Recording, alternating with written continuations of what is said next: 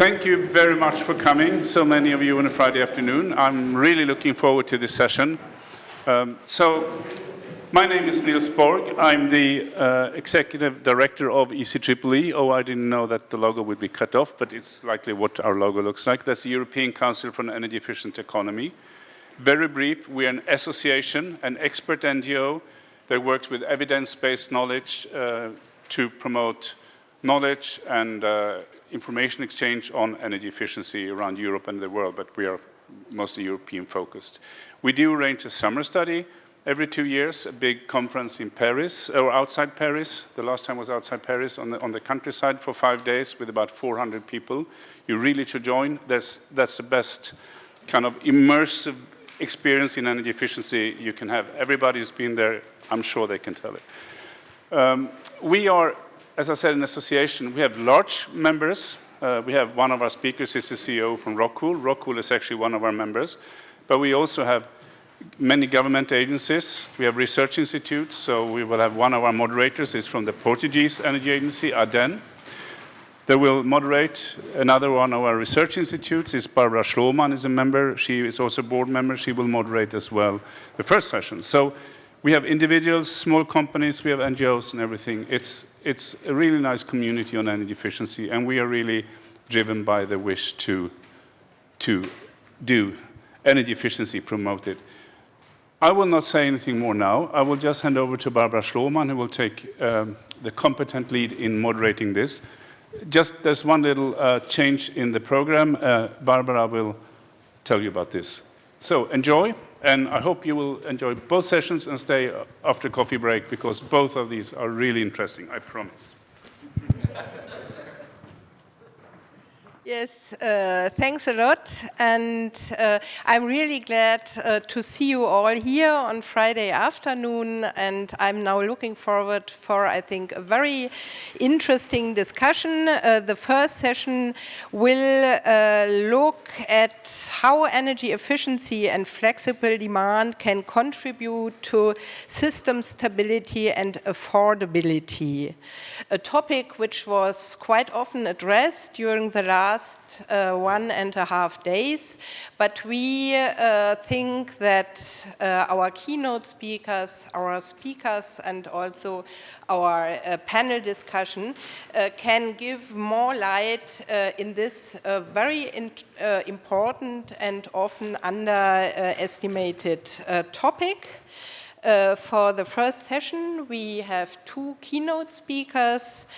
First of all, Anne Weidenbach, who is a member of the cabinet of the commissioner. Then Jorgensen will give us the European perspective on the topic. And afterwards, Valeria Piazza from Italy will have a look at the perspective of a member state of Italy. Please come up, and you have the floor.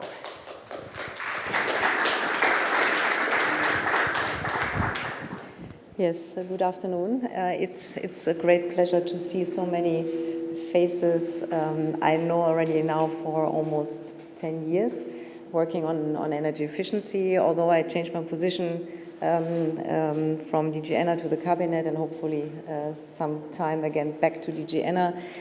I'm still the one who is really passionate about energy efficiency, and I'm glad to work on it. I would like to thank you for inviting me and for having me as a speaker. Also, thanks a lot to you all for traveling here and to meet at a time where we think we have a profound transformation, not only in terms of global challenges, but also and climate change, but also at a very important point in time for how the role of energy efficiency is perceived. Looking back about the history of energy efficiency, I think we started with the oil crisis where energy efficiency was more stop doing it, so stop using the car. And you can see it nicely with all the legislation in various countries that slowly we detected the beauty of energy efficiency by giving standards to products, by having requirements for buildings, so a positive connotation. So it's over time we come more to the point that it's more than stop doing it, but to have better achievements by using less energy. And I think over the first mandate, where I was also happy to assist Commissioner Kadri Simpson, their full focus was on energy efficiency and decarbonization. And now I think you heard also my boss talking about what is the role so as a strategic asset for our daily lives. So the focus is more to build a true energy union, but to have energy efficiency really as a key contributor to make the economy competitive, to build energy security and independence, and to gain resilience, and to keep on fighting against climate change. So also globally, I think it was a big achievement that we have the doubling of the global energy efficiency progress agreed, and I would say rightly so.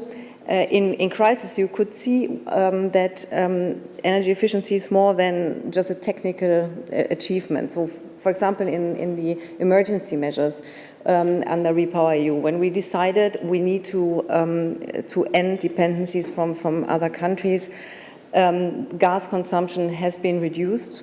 Of course, it had an impact on the productivity, but it was not the result of energy efficiency, but it had other circumstances. Also with regard to products, if a household immediately switches to better performing or high efficient products, a household can share immediately per year almost 800 euro. So it's you can see if energy policy is backed with a solid framework, we can deliver and change life of many citizens. And it's a business case, you know better than me. Yeah, so many CEOs and representatives of companies. It's a business case. You know better than me how much your revenues are. But from the EU perspective, we have the construction industry, for example, contribute to 9.6% of the EU added value, and employs almost 25 million people, which means 5.3 firms. And so if we continue with our ambition in energy efficiency, we assume that we have 1.6 million jobs by 2030 in this area. So beyond buildings and products, we can clearly see energy efficiency is a strategic asset. But I think what is still missing to now make the move to the question of, or to the topic of this session, when energy efficiency meets grids, I hope. I think it's important to see why we need to do it. So on the one hand, we really want to have more renewables, more electrification in transport, heating and industry. And we see that for at least for the time being, prices are still volatile for some households. So what we need to address is, what do we do with peak loads that are rising? What about our grid capacities, knowing that building electricity grids is heavily expensive? And we also need to see how we can harness the power of renewable production, and to show that it's not a problem, but it's a good move to move away from fossil fuels to renewables. So in total, how can we shape the demand that it's fit for our grids? And there, energy efficiency is a key. And what there is important also where we need to be honest, it's heavily or vastly underutilized. Although it's strange because the technologies are there, we have experienced people working in this sector, and we have really good examples, at least from the European perspective. We can see, for example, demand aggregators in Germany. We have smart buildings in many member states. We also have flexible electricity tariffs, not only in a pilot stage, but really applying.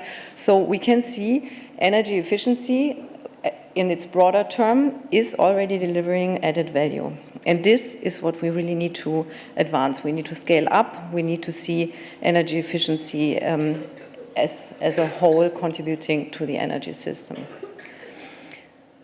From the European Union side, I think the existing framework is important, and I think it's also clear from the announcements from my commissioner, it's important to implement, which means we don't want to touch the existing legislative framework. The focus is on implementation, and if we are talking about simplification, then the meaning is how can we support by, be it guidance, be it concrete projects like financing coalitions or through campaigns raising the awareness, how can we help that energy efficiency is implemented more at a greater pace.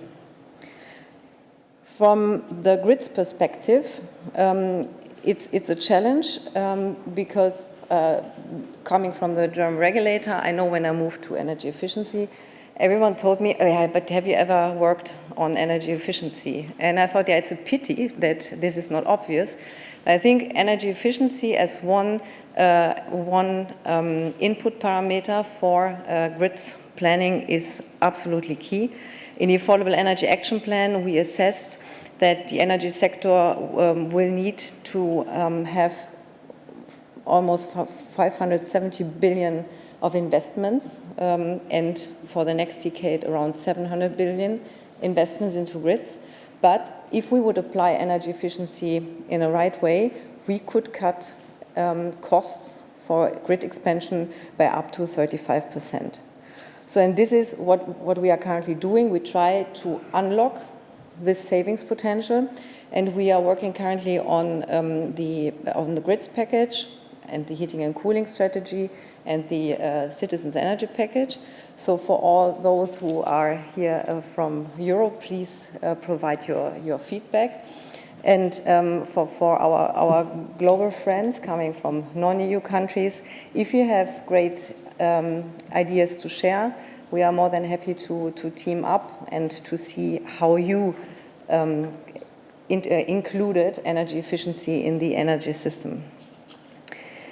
With that, I think I'm curious to hear what my fellow speakers will explain. So what I saw from the list, we will hear how we can reduce the pressure on the grids, but also how can we make better use of digital energy management, which is also in many EU member states still underrepresented. Last word, I should have started with it. So energy efficiency first matters in planning, in investment decisions, and also across all sectors. And this principle should really guide the thinking in many areas, not only buildings or not only products, but also in the hard work of network planning. So thanks a lot for being here, and I'm looking forward for all the insights.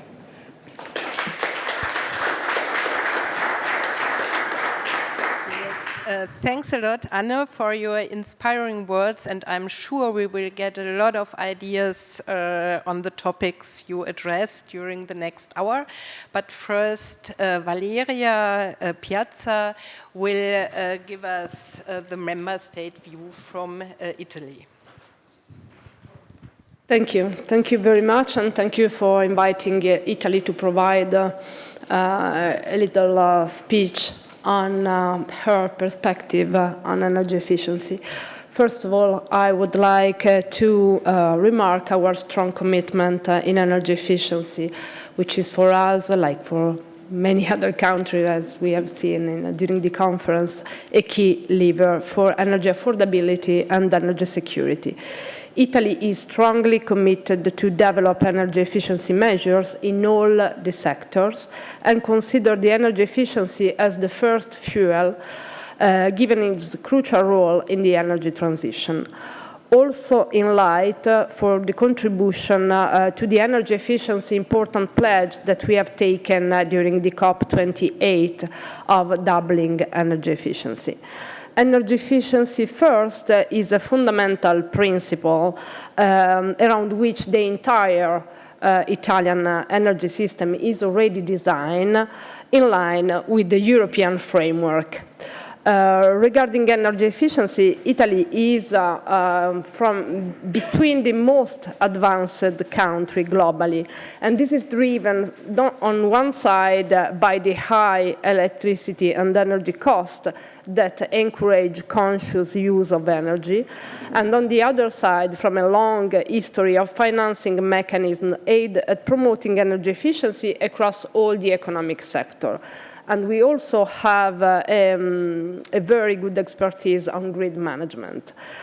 In our National Energy and Climate Plan 2024, Italy has given to the energy efficiency a very important role, a primary role, providing for measure for a substantial reduction on consumption, especially in the building and in the transport sector, where the targets are for many countries extremely challenging. Over the last decade, to promote a rational use of energy, new legislation and support scheme have been put in place, methodology and technical regulatory measures as well. In view of a significant increase of both energy demand on one side and renewable energy on the other side, the modernization of grids is for us crucial to ensure flexibility and resilience. And these processes will be ensured by innovation and digitalization and will be guided by efficiency principles.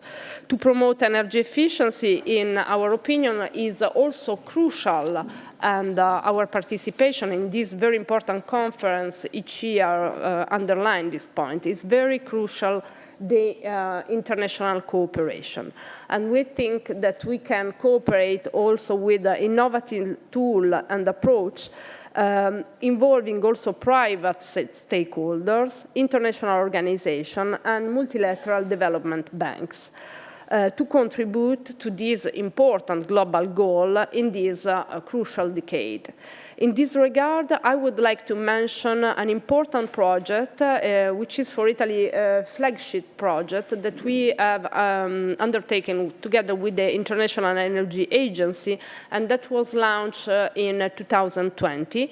The project is named TRIDEN, Digital Demand-Driven Electricity Network, and it is also in collaboration with the UNEP. The idea is to support developing countries on their path on decarbonization and modernization of their electricity systems, promoting the spread of digital and smart technology to optimize the interaction between energy production, distribution, and consumption. Since then, thanks to the policy support from the International Energy Agency, the role of digitalization has been brought to the attention of many fora within and outside of the International Energy Agency. This project, TRIDEN, has completed now his first phase. And the pilot project was financed in Colombia, Brazil, India, and Morocco. Now we have launched last January the second phase and a second call for pilot project, and we received 93 proposals that were submitted. And in our opinion, this is show an increasing interest for this initiative in particular, but also for digitalization, automation of electricity grids, which is a very important point, the one that we will discuss today. The project can facilitate the dissemination of best practice and concrete example of innovative and digital electricity network. To conclude, we also would like to thank the International Energy Agency for their crucial role on promoting energy efficiency with this conference, of course, in all the economic sectors, but also in engaging and supporting emerging and developing economies in the development of their energy efficiency path through technical assistance programs. So thank you very much, and I wish you a productive discussion. Thank you. Thanks a lot, Valeria, for giving us the view from Italy. And now I ask our 4 speakers on the floor. Here, you can sit here, and we will start with Anders Kofoth. He will give us some view on the impacts of energy savings on the electricity markets. Anders is from EA Energy Analysis in Denmark. Yeah, thank you very much for the opportunity to speak a bit here. I'll see if I can support my talk with a few slides. Is it okay? Is it just continue? Here we go. All these things that we missed. Okay. Anyhow, so I was Niels asked me to give a short talk about the impacts of energy savings on the electricity market, and I'm kind of focusing here on the climate effects, but also looking a bit into the power prices. And first of all, I wanted to share a few findings with you from a study that we did back in 2022 together with the Swedish research organization Energiforsk about lowering electricity prices in a hurry. So we did this work in the spring of 2022 when energy prices were skyrocketing, and looking into different measures on how we could curb these increasing power prices.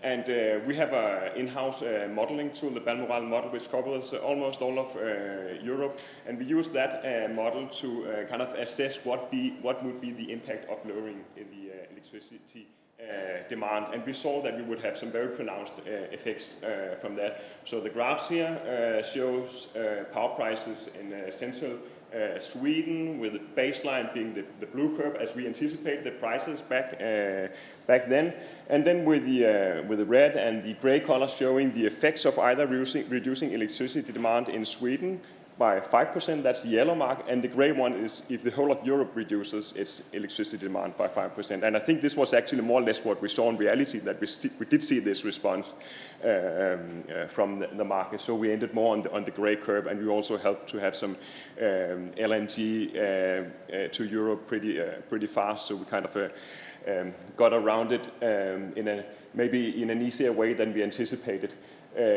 If we looked at Sweden, southern Sweden, we saw that the effect of 5% demand reduction overall would lead to almost 40% reduction in power price. So very pronounced effect. It also has something to do with the location of the Swedish power system and the bottlenecks that you have down through Sweden. If we looked at Germany, the effect was pronounced, but not as pronounced, but still we saw almost 20% reduction in electricity prices from a 5% demand reduction. So some very pronounced effects, I think. And of course, it's important to remember that these are the short-term effects of an electricity demand. Obviously, the market would respond to this by changes also to the investments in the market. Then I want to show this graph here showing German power prices in 2024, so last year, just to give an indication about, okay, so what is actually behind the power prices. And we see, I look back at the gas prices in 2024 and looked at the most efficient gas-fired power plant that you have on the market in Germany. It would have a marginal generation cost of about 70 euro per megawatt hour. So that would be the marginal cost of the cheapest condensing unit. It means that all the units that we have here, so around 60% of all the hours, those units are actually condensing units, so only producing electricity either based on gas or coal, and obviously the most efficient units are located to the right of the curve. I mean, it's all the power prices ordered, ranked here, 2000 in last year. And if we go up the curve, we would have the more inefficient power plants, so maybe the less efficient gas-fired power plants, even some oil-fired power plants, and some coal generation also part of that. And the CO2 footprint from that would be rather high. So somewhere between a bit more than 300 and up to 1,000 grams per kilowatt hour. Then we have another interval here, which is a little bit more difficult to say what's actually behind this. But I think this could be combined heat and power generation. Could also be some consumer setting the price, using it for heat pumps or electric boilers. And to the right, we have about 13% of the hours last year where we see, okay, the prices are so low that this is probably renewable energy dominated. We have renewables on the margin. But the conclusion is that for 60% of the hours, we actually have condensing units with a high CO2 print on the margin. So that's also an indication about, that electricity savings actually have an effect also in the current system where we have high shares of renewable. Then if we look a little bit forward, then of course we're going to change our power system a lot. I think the Commission would agree that we need a different path where electrification is key. So we are expecting that the electricity demand would increase on a European level and probably almost double towards 2050, maybe even sooner. We are a little bit pessimistic, so we only anticipate that the full vision is realized by 2060. We use this to advise commercial players. We think maybe we will not make it by 2050. Maybe we will. Anyhow, we will need much more electricity for direct electrification, also for indirect electrification, so for hydrogen production. And we see that the majority of this electricity demand is to be met by renewables, mainly onshore wind, mainly solar, and then some offshore wind on the top in the end. And that means also that when we go towards 2030, we expect that the last portion of coal would be more or less squeezed out in the early 30s, and then we are only relying on the gas, which you also see here in the graph, which has a relatively smaller and smaller portion of the electricity mix over time. And then you may ask, what is then the effects of having electricity savings in such a system where we see that the demand is going to increase quite a lot? So the effect obviously will be, as I showed before, we will have, if you have more electricity savings, we will have lower electricity prices also. In the short term, we see that this would mean that we would squeeze out coal and gas quicker from the market. We would also have increased incentives to electrify because we have lower electricity prices, but obviously we would also have some lower investment or incentives to invest in renewable energy generation. So that's kind of the backside of it. And the effects here in the short term, as I showed on the graph, that could be anywhere between 1,000 and 0 grams per kilowatt hour. It very much depends on when you're saving electricity. So, and basically there's the correlation that you saw on the other graph, that if you save electricity when the electricity price is high, then you also have higher CO2 savings from it. So it goes kind of hand in hand. So timing is everything there. And if we talk about increased incentives to electrify, then what is the effect? What is actually the CO2 effect of that? It kind of depends on what you are using that electrification for. But if you are electrifying, using it to power your electric vehicles, then you have a very high effect because you are in the end replacing gasoline and diesel cars. It's the same if you use a heat pump to replace a gas-fired boiler. You also have a very high effect. If you're using the electricity to produce power to X, hydrogen, etc., the effect is actually much lower because of the efficiency losses that you have both from producing the hydrogen, and you don't have the similar gains that you have when you change to an electric car, which is 3 to 4 times more efficient than a gasoline car. It's kind of the other way around. So you only have an effect of around 150 grams per kilowatt hour of the electricity that you produce. So that's the difference between direct electrification and indirect electrification. So direct electrification is much more efficient. And also fair to say here that P2X is probably much more price elastic because the price of electricity matters a lot to those who are going to invest in P2X plants. They would only do that if they get the electricity really cheap. So this is where the electricity savings could have the most pronounced effect. You don't go and buy an electric car because now the prices in the electricity market are a little bit lower. No, the cost of the electric car is so high that it's other factors that actually matters than the wholesale electricity price. But for a P2X generator, it does matter because it's such a big portion of the cost. Yeah. I'll close it. And then the final part about renewables, it's a little bit more tricky. What is actually the long-term effect of this? But I think what we can say from electricity savings, mainly the effect is that we can make this transition happen more quickly than it would otherwise. That's the most pronounced effect. Then in the end, we can also use the less costly renewable energy sources, so maybe using less offshore wind, which is more costly than onshore and solar winds. So we get a cheaper electricity system in the end. And then I'll just finalize with this slide, which shows something about what we're also doing, namely forecasting the electricity prices in the future. And you had the blue color, that's the prices from Germany 2024. And the orange here is our projected prices for 2040, where obviously we have much more renewables in the system. And that also changes, of course, the effects of electricity savings. Thanks.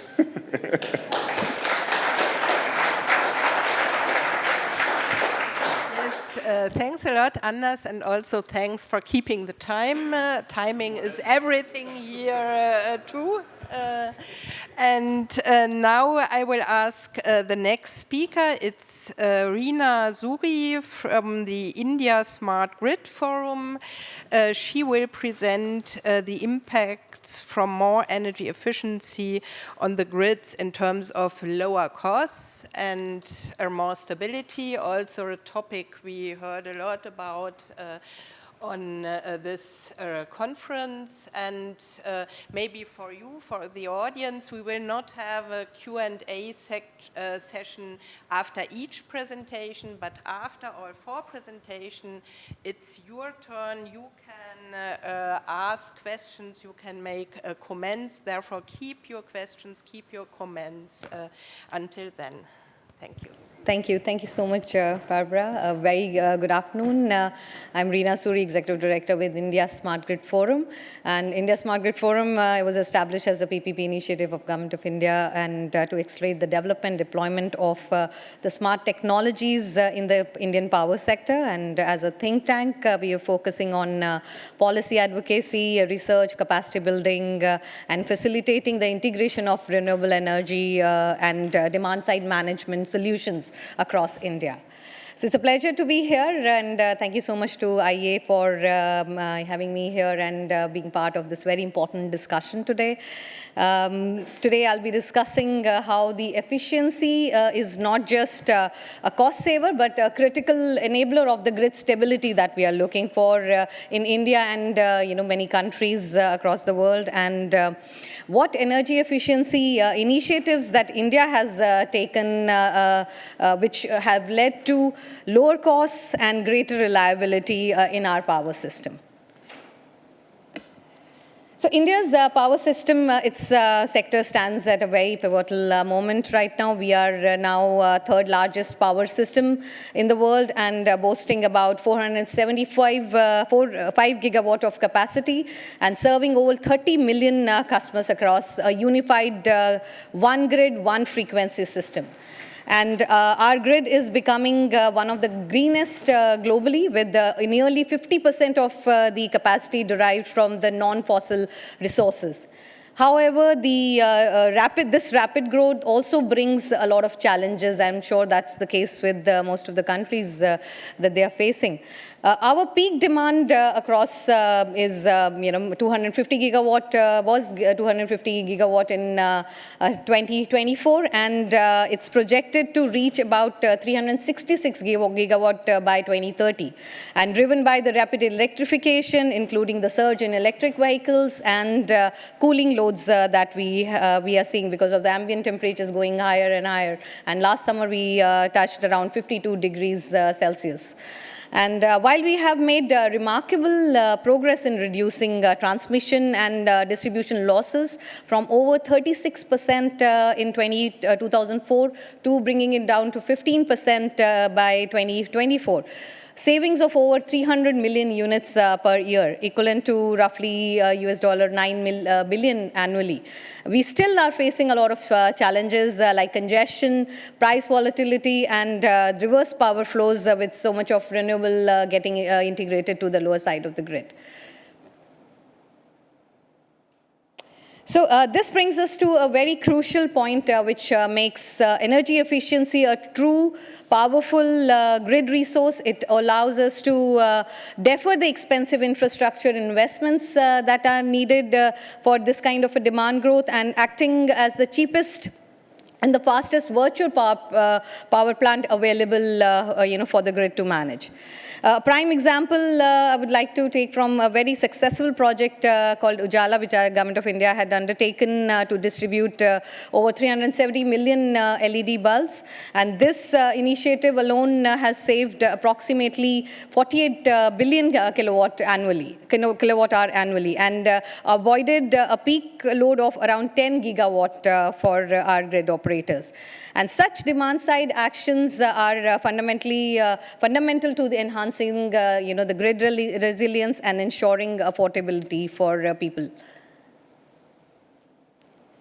Now let's address to, two of our biggest emerging challenges, as I mentioned, cooling is one of the big challenge because of the higher temperatures, and so many new consumers now electrified and getting connected to the grid, and electric vehicles, government is giving a very, very big push around that.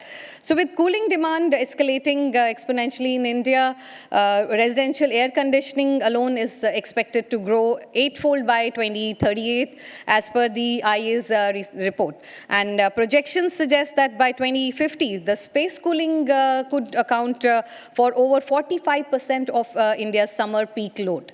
So recognizing this, India launched its comprehensive cooling action plan in 2019, the first of its kind in a developing country, and aiming to reduce cooling demand of by 20 to 25% with good practices, and refrigerant demand by 25 to 30% by 2037 and 38, by bringing efficient and interactive appliances which can also participate in demand response programs.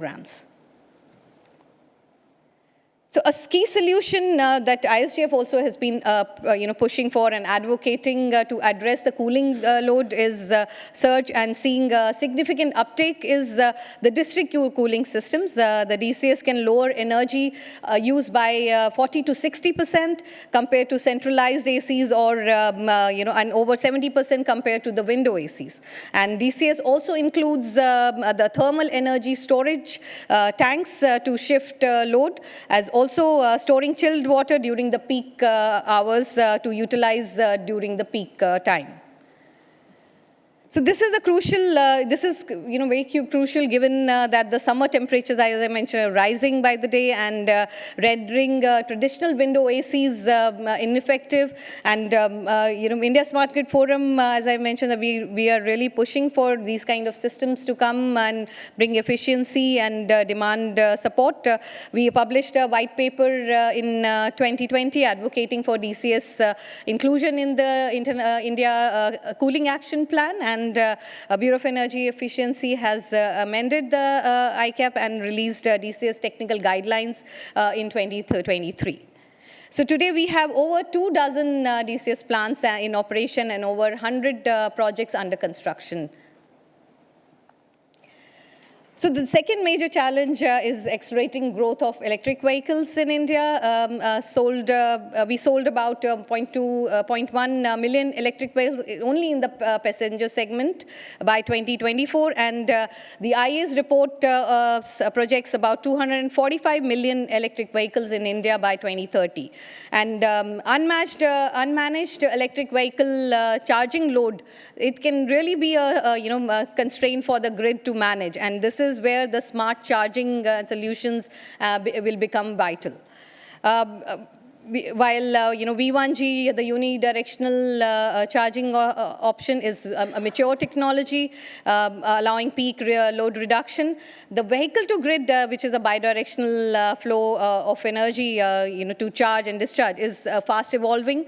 It enables the electric vehicles to charge during surplus and low-cost periods and discharge electricity back to the grid during the peak time, and when the price is high. So V2G capable electric vehicles can even be form of virtual power plants for significant grid flexibility. ISGF recently has demonstrated AC V2G in March 2024 with 4 retrofitted electric cars, which are now in use by 4 different utilities in India, Delhi and Kerala utilities, and Kerala state has already issued guidelines around V2G enablement. And finally, it's critical, Finally, it's critical to underscore that energy efficiency acts as a price stabilizer by reducing peak demand, and we avoid purchasing expensive power, short-term power during peak hours. So efficiency also ensures long-term affordability, and the BE SPAT scheme, for example, has saved over 70 million metric tons of oil equivalent and 300 million tons of CO2 emissions going forward. just last slide on, we are also championing the grid interactive efficient buildings. These are future-ready infrastructure that integrates solar PV, battery energy storage system, electric vehicles, and with V2G, technologies coming in and supporting and reacting to the price signals of the grid, and smart controls to become energy-positive buildings going forward, and which can island from the grid and or even ramp up, pump electricity back during the peak hours and reducing the stress on local grid. So to conclude, I would say I would like to reiterate that the efficiency is the fastest grid resource that we should look at, and it's not just less energy use, but smarter energy use. And efficiency can stabilize the grid operations, reduce peak prices, and defer the costly infrastructure upgrades that we have, and cut emissions as well. So every 1 gigawatt avoided through efficiency saves roughly close to 720 million USD in generation and transmission. And to ensure a stable and efficient grid tomorrow, energy efficiency must be our strategic priority today. So thank you so much and for your time and attention. Thank you.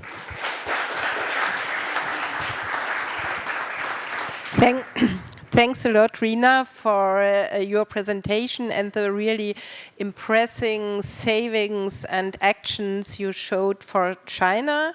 Our last two presentations will be on the final energy consumption sectors. We have already heard that both industry and buildings are really crucial sectors, also with regard to pressure on the grid. We will now start with Christian Noll from the German Industry Initiative for Energy Efficiency, DENEF, and he will give us a presentation on the role of energy efficiency for process heat in industry. Christian?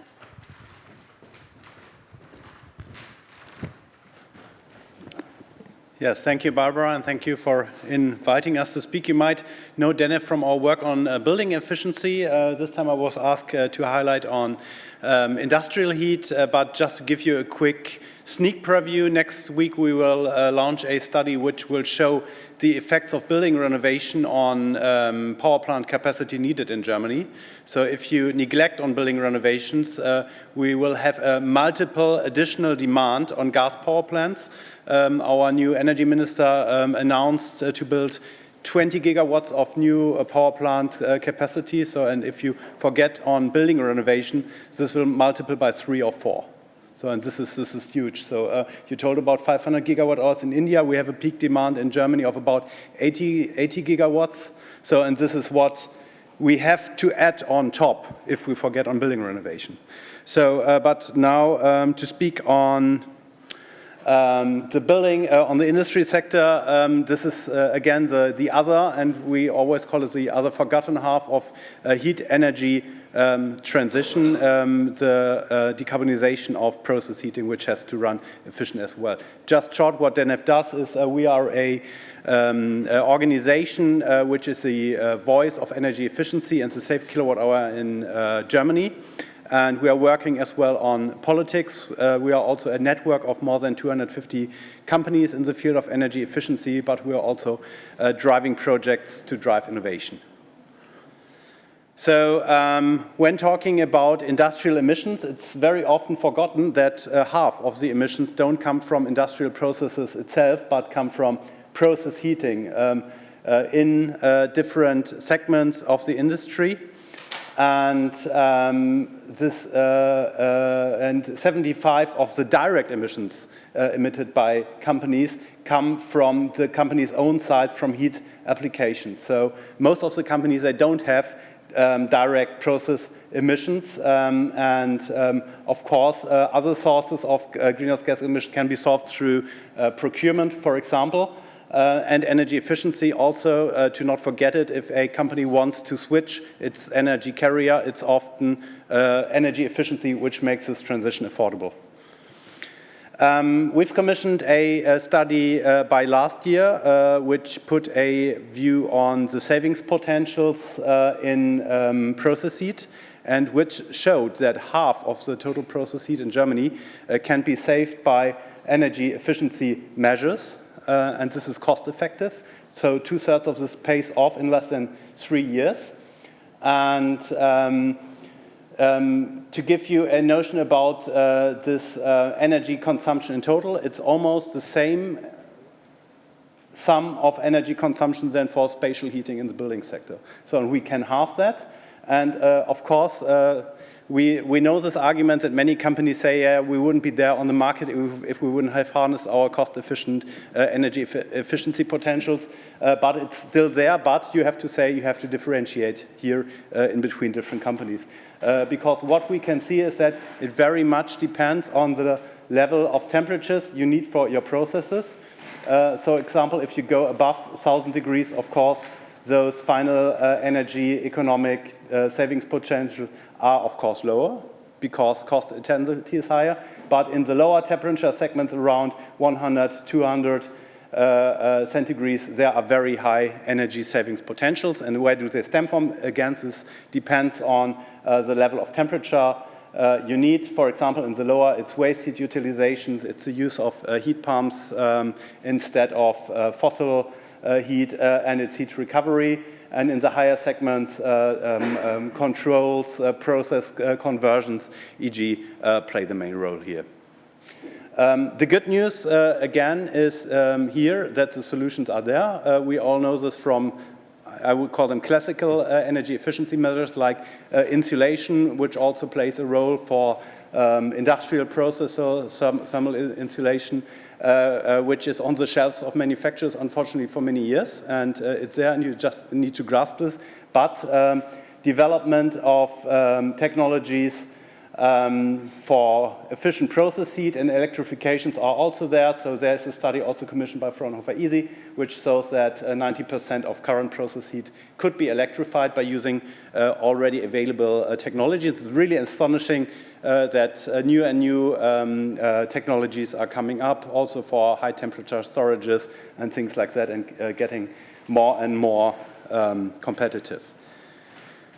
So what is used from the political side to grasp those potentials? And as you see that energy efficiency is also a resource for our energy systems, this brings us back to the energy efficiency first principle. And we call the Commission to watch carefully what Germany will doing in its new power plant strategy to respect energy efficiency as a resource on equal footing, and that it will also be there that standards for building renovations, for building efficiency, but also other standards for energy management systems and audits in the German regulation won't be touched, because we need them even more.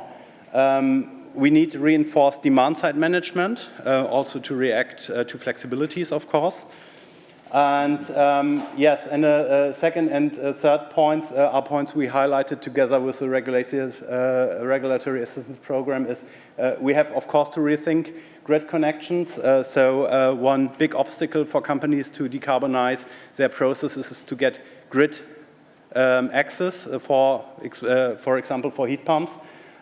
We can use digitalization, of course. We should also introduce use it or lose it principles for companies which don't use capacities, for example, and have a more concerted demand monitoring process. And of course, price signals play a role there. So this was just a short overview, and I'm happy to explain more in detail upon your question. Thank you. Yes, thanks a lot, Christian, for all these, I think, inspiring ideas, which will, I'm sure, also be discussed later. And last but not least, it's Dmitry Kolychev from EUREMA, who will now present the role of the building sector. Hello, everyone. Thank you very much for the invitation. I would like to start that, Chris, you mentioned about the missing puzzle. We also think that a very big chunk of that puzzle is the building sector. And of course, first of all, I'd like to introduce that EUREMA is the European Association for installation manufacturers, specifically representing the mineral wool sector. If we start with the headlines that we're seeing these days lately, we can think of several things. Mainly, the growing demand puts the electricity grids at risk, a lot of pressure. In the Netherlands, you have construction sites being stopped, construction projects saying, if there is no electricity, there is no project, there is no construction. You have blackouts. We had a huge blackout last June, last year, in the Western Balkans that lasted for several days. But I was outshot by another blackout that happened pretty much a month ago in Spain that we also have to take into account. So you can see that the problem is spreading throughout Europe. We can see that we need, of course, to continue with the transition to renewable sources, distributed renewable sources of energy. They're crucial for the sustainability, for the competitiveness, and for the climate. But of course, you can see that the whole globe is starting to suffer from aging and slowly expanding grids. That are also struggling with supply chain problems, and they're also struggling with resources and financing. So it is a global problem. We're already seeing that this problem is happening in other countries such as South Africa, Nigeria, India as well. We saw that there's quite a lot of congestion happening as well. Donke Flaute apparently is going to be, again, a contestant for a Word of the Year according to the Oxford Dictionary. So we have to keep in mind that the problem is increasing with a fast pace. That leads to elevated costs for households, competition between businesses and households again. And of course, you can see what is happening recently with the projections about the HVAC sector. So what we wanted to do, we wanted to fill a gap in the studies to have a proper assessment of the impact of energy efficiencies, including in buildings, of course, over the entire energy system. Of course, the study aims to be extremely holistic. It tries to take into account all sorts of energy carriers. It tries to take into account all the types of conversions, of course, between these carriers as well. And we have several scenarios. Of course, I would be too long to go through all the scenarios at the moment, but we're talking about widespread renovation scenario and such with business as usual and full electrification. If we move to the next slide, I would like to jump immediately to some of the results that we're seeing these days. First of all, electricity grids, that's of course the topic of today's conversation. We're seeing that in a widespread renovation scenario, you are going to have some increased curtailments and some problems, but in a business as usual scenario with full electrification, the case becomes a bit more scarier. So if we manage to increase the energy efficiency and of course the demand side flexibility in the renovation, in the building stock, we have about 3 times less curtailment, 4 times less congestion, and you're going to have about 4 times less shadow costs. Distribution grids, similarly, you're going to defer investments about 44.2 billion euro per year. Huge expansion savings, land mass savings as well, about 200 kilometers per square. What is happening with electricity prices? First of all, we see huge equitization between different countries, which means more and more potential for businesses to invest in different parts of the world, of Europe. You see the potential of investment into the grid as well. Biggest savings you can definitely see that are happening in countries with already high congestion, such as the Netherlands, such as Romania, Luxembourg, Germany. 20% in a more middle case, and you have about 6% at the moment that you're not seeing properly. That's in Spain, Portugal, Scandinavia, but that is because the study is actually not taking into account cooling at the moment. And of course, in Scandinavia, the building stock is already quite renovated. When it comes to energy bills, what it means for customers, for consumers, for me and you, we're seeing about 50 to 75% improvements in countries like Belgium, Netherlands, Czechia, etc. 40% on average, and you're seeing, again, 7% in Spain and Portugal due to the same underlying reasons. The equitization is the biggest part of the most important part of what we're seeing, the most important results that we wanted to say, because this is crucial for the competitiveness, not only for the climate, not only, of course, for the expansion of the grids. If we move on to building a narrative, you can see that by starting from the renovation of the building sector, you see a big demand reduction of about 25% already by 2030.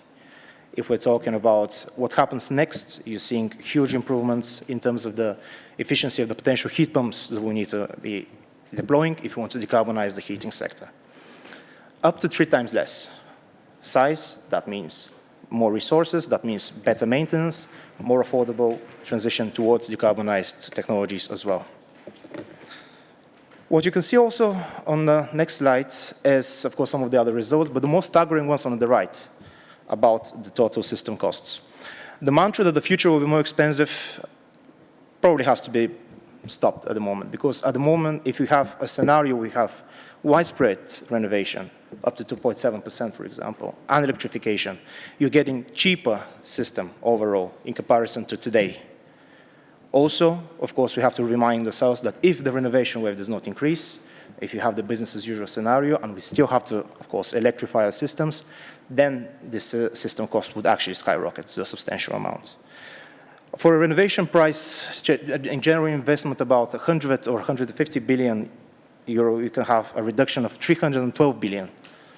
That is about 26% better cost optimality in achieving the decarbonization targets we have set in front of ourselves.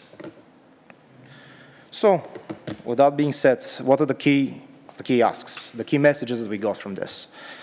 First, of course, prioritize energy efficiency first in the worst performing buildings. Start from there.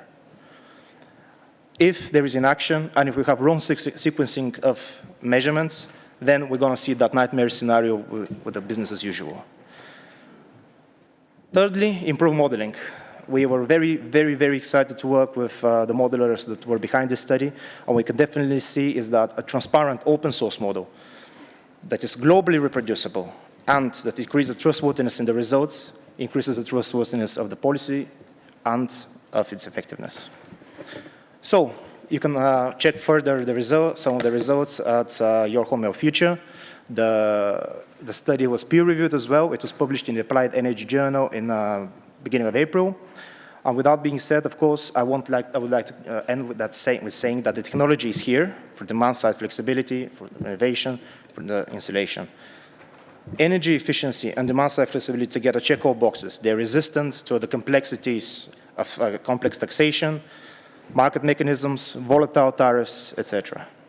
So you can guarantee that we can have stability of the grids, affordability for the people, competitiveness for the industry, security for all, and we have to remember, because the transition starts at home. Thank you.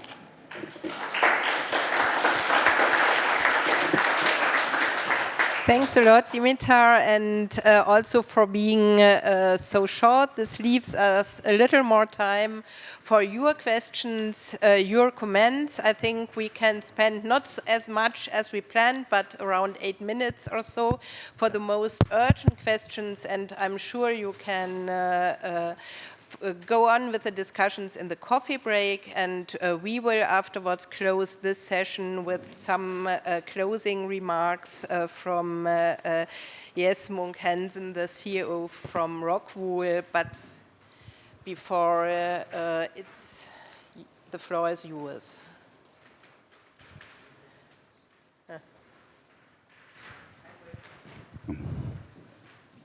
There must be some questions. Oh, yes, here. Thank you, Rod, and thank you to all the speakers. Great presentations. So I was just thinking about looking at it. Oh, sorry, I'm Sam Thomas from the Regulatory Assistance Project, so grateful that Christian showed his last slide there.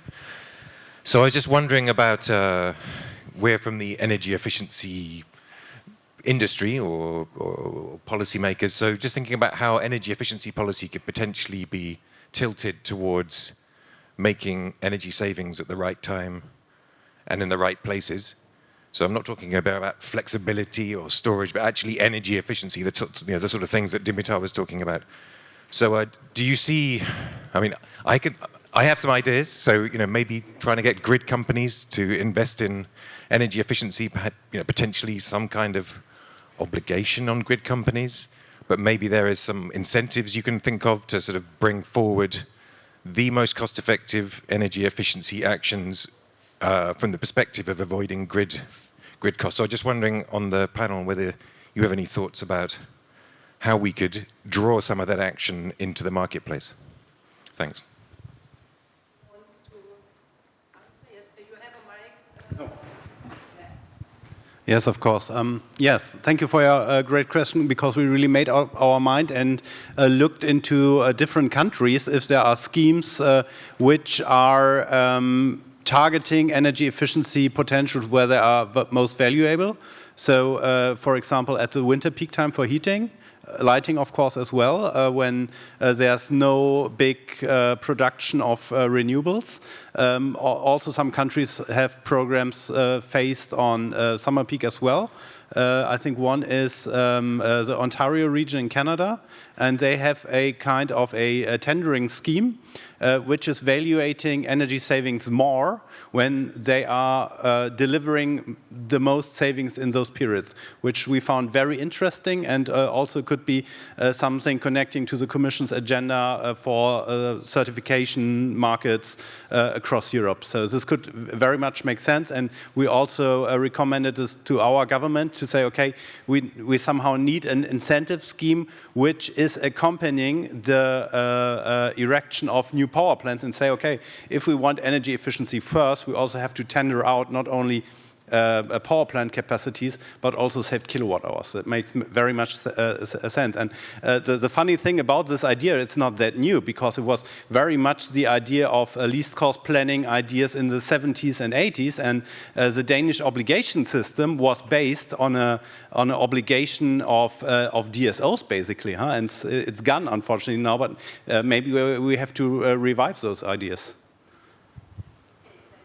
Hello, Tristan de Frandeville with Skycentrics. I think, Rina, you had some nice slides on the at the end on grid interactive efficient buildings.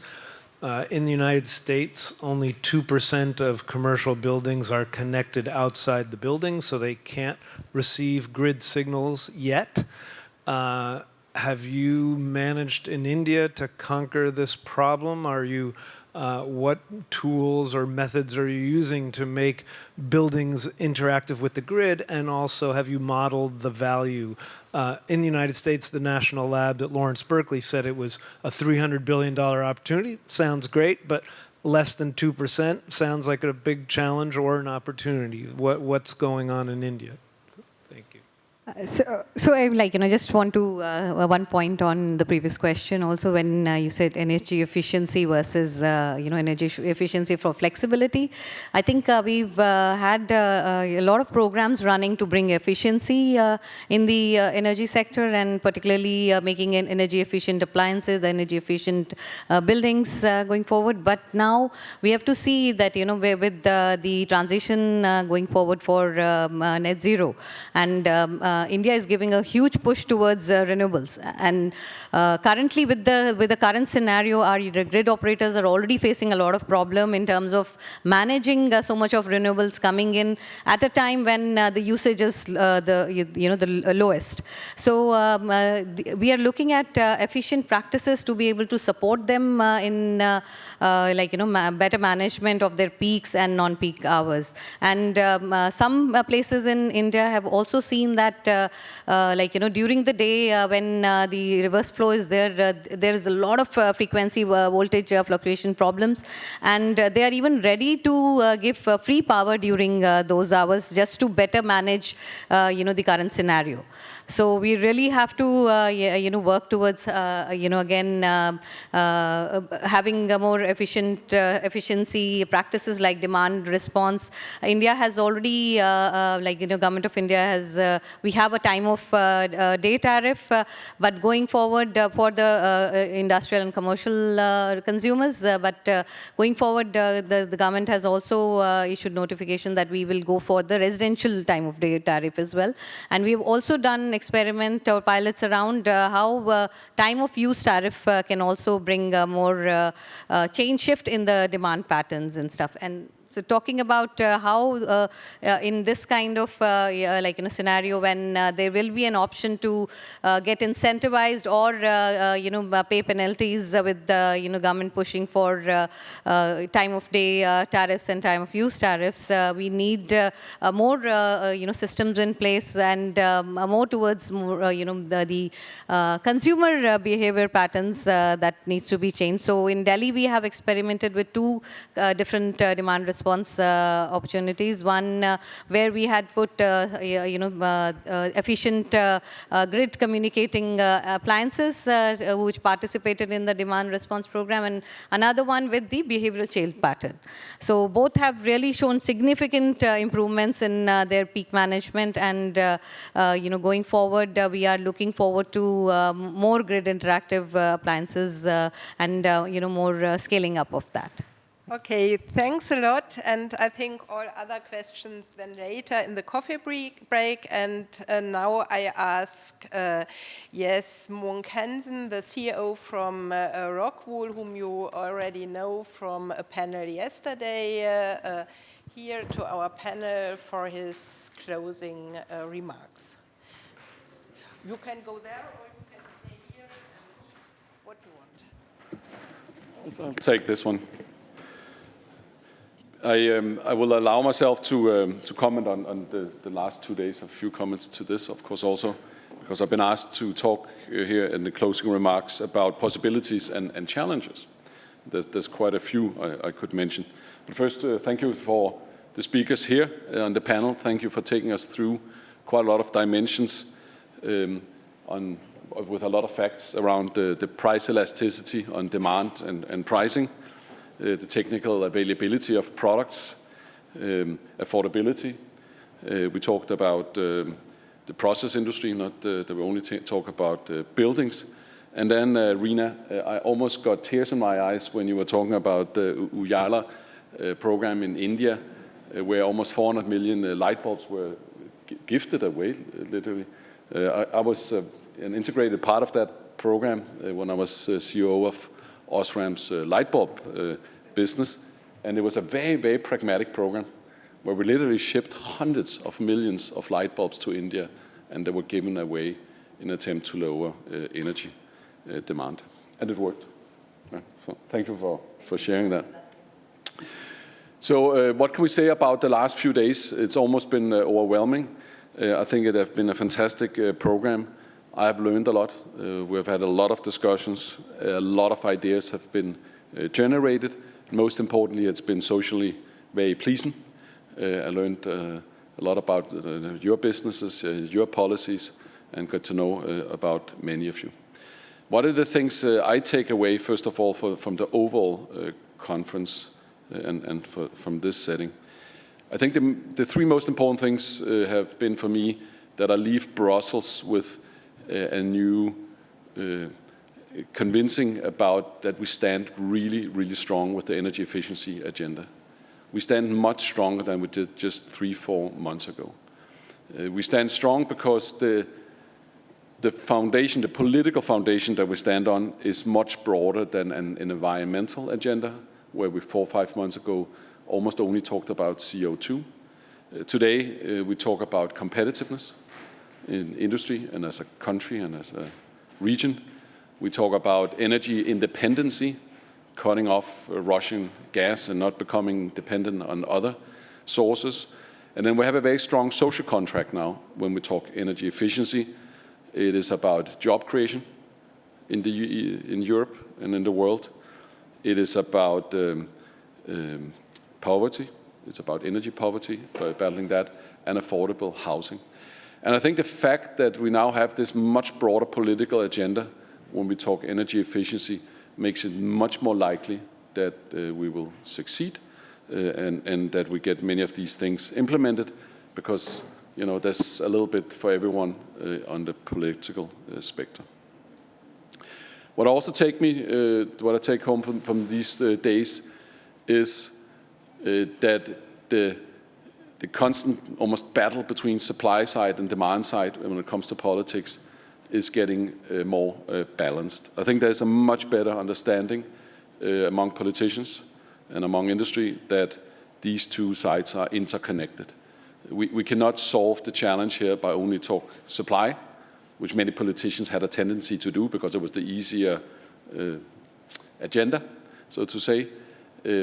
Everyone now understands that demand side and supply side are incredibly interlinked and interconnected, and they have to be solved together. And then the last thing I take home with me, and unfortunately there I don't have a super good answer yet, but it is along the more social agenda. It is very important that we learn how to communicate these agendas to the citizens in Europe. I'm sorry if we sometimes focus on Europe here in this conference, but the citizens of Europe, because if we don't explain what it is we want to achieve with energy efficiency, and that this is not an austerity or a reduction of the quality of life, then I'm afraid we will get a political backswing on it, and we risk this fantastic important agenda. So we all have to become much better at explaining why this is not only important, but why the homeowner or the voters will get more and better lives out of this. Those are the three most important things that I take from me. And then a few more things. First of all, about Rockwool ourselves. We are, as you almost can hear from the name Rockwool, we are working with stone. We literally take stone and melt it and turn it into lava. And then we spin a wool out of that. And that is some of the best insulation materials in the world. And buildings, for instance, constitute approximately 40% of all energy consumption. So we are very focused on insulating buildings or process industry and shipbuilding, all kinds of things, with these fully circular products based on stone. And that's great, and that's why we're here, and that's our business. But we're also a big consumer of power. Today we use a lot of coal, we use a lot of gas, and we have invested a lot in proprietary technologies and are now, I believe, world leaders in melting technologies that can melt stone. And this happens at around 1,400 degrees, so it's not banal. And we're investing heavily into our own footprint. We have around 40 factories around the world, and building 7 new factories these days. They're all electric-based factories, and we do this and we invest this much in it because it is good business. I don't mind saying that very loud. We really think this is good business. We're very happy about the purpose. We want to be part of solving the energy crisis, and we want to be part of changing the climate situation, but it's also good business. And I think that is important to say, because that is true sustainability when you both have the ecological, the political, and the economic dimension in balance. My last words are to the politicians. We've tried in different forums to say this to politicians. What do we need to make this happen? I mentioned a few things in the start, but I think the single most important thing now is to stay the course. There are so many great programs in Europe on the way. Not just in Europe, I'm sorry, I constantly talk about Europe. There's so many great programs on the way now. It's not about developing a new version of something or adding 2% to some program. It's really about executing about the things that are on the table. We need the politicians to stay the course in order for industry to innovate and to invest over the next many, many years. We need certainty. That is probably the biggest ask from industry's side. We need, what I said before, we need to anchor this in our citizens. They need to understand that this is not about having less, but to actually have a better life using less. And that narrative is maybe a new paradigm and needs to be communicated very well. And then, of course, last but not least, we will ask politicians to help us be the catalyst, help to facilitate these transformations. And this is, of course, a wish list of financial funds, but equally much about education. There's much out there that needs to be communicated and explained. And then the one I always bring to market, or to the discussion, is helping us with more standardization across the industries that are still extremely fragmented and simply hinders a rapid rollout of these new technologies. It's been fantastic 2 days. Thank you for this panel. Thank you for everyone who's participated.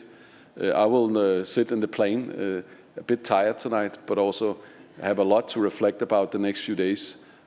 I truly enjoyed it. I think it's super valuable to get together across sectors and across political beliefs. So thank you very much for that.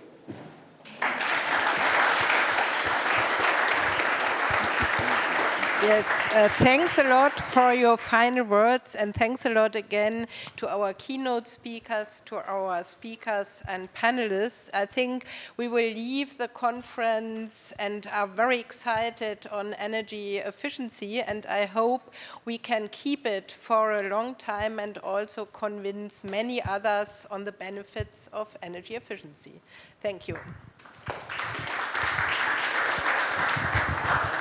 And don't forget, we convene here again in 30 minutes, and we continue with a second extremely exciting session as well. I will have two heads, a keynote speech, Niels asked me, and of course, first of all, thanks to Niels for organizing everything on behalf of AAAC. I'll have two heads, keynote speech, and then I'll moderate the panel, the last panel afterwards. So I'll speak a little bit longer than my colleague Barbara. So, but at the panel I use the same technique. I was thinking about the mobile, but it's better just to stand up and just look to the speaker. Now, good afternoon to everyone, and it's really a privilege to be here today and to talk about these interesting topics, so very interesting and at the heart of the energy transition. Efficiency and the grid, as I used to say, they are not competing forces. They are the opposite. They are complementary forces. So one force cannot reach its full potential without the other. So together, efficiency and the grid together, they form what we say intelligent response to the growing complexity of our energy systems. So today's grid is no longer just a distribution system, it's a living ecosystem. So this is a new reality, a new buzzword, but it's true. It's a living ecosystem under an extreme increasing strain. Across Europe, we are undergoing also profound transformation, transport, industry, buildings, everything, all these sectors are becoming electrified, and that's pushing up a lot the demand. It was something that Commissioner said at opening. And at the same time, we are integrating renewables. As you know, they are variable, intermittent by nature, so it requires systems that are smarter, systems more flexible also and more resilient. And resilience, this word is very important. Resilience, it's no longer just a technical term. It was in the past, but today it's not a technical term. Resilience is clearly a shared urgency. As was already said during this session, during the recent Iberian, so it was not only in Spain, it was also in Portugal, during the Iberian blackout exposed just how fragile our systems can be. And I said that at the ministerial meeting yesterday morning, how fragile our systems can be and what the true cost of inaction looks like. So that was clear warning for Portugal, clear warning for Europe, and a clear warning for the world. But here's the good news, because there's always good news, at least for optimist people. There's good news when combined with smart, active demand-side management, energy efficiency, the topics of this important annual conference. Energy efficiency can reduce peak loads, can ease grid stress, and can fast-track a more affordable, a more secure, and a more resilient energy transition. The European Union, as you know, already put efficiency at the core of its energy strategy. It is clear with the annual conference, with the statements by Commissioner yesterday morning, and also at the closing session. So it's already at the core of his activity through different strategies, programs, Green Deal, Fit for 55 package. It was also cherishes efficiency as the first fuel, it also stated by Commissioner. And we listed that at this conference at opening address yesterday morning. And also another important strategy, Energy Efficiency Directive now sets a target of 11.7% reduction in energy consumption by 2030, compared with 2020. I was talking about this target with a friend during the break, and she was asking me, is this possible? And I said, it must be possible, okay? So we have to work all together to reach this target. But let's be clear, efficiency, of course, it's no longer just a way to consume less, it's became a strategic resource for managing the grid itself. As grids come under pressure for decarbonization, electrification and price volatility, industry must really step into a more central role, and more specifically, industrial parks and clusters. These zones, these spaces, they concentrate consumption, they concentrate infrastructure and technical know-how, so these three main issues, and they are uniquely positioned to move beyond being passive energy users and became the opposite, became active contributors to a grid stability. So through collective efficiency plans, on-site generation, shared storage and flexible demand, industrial parks can act as a true grid assets, shaving peaks, supporting voltage stability and enabling renewable integration.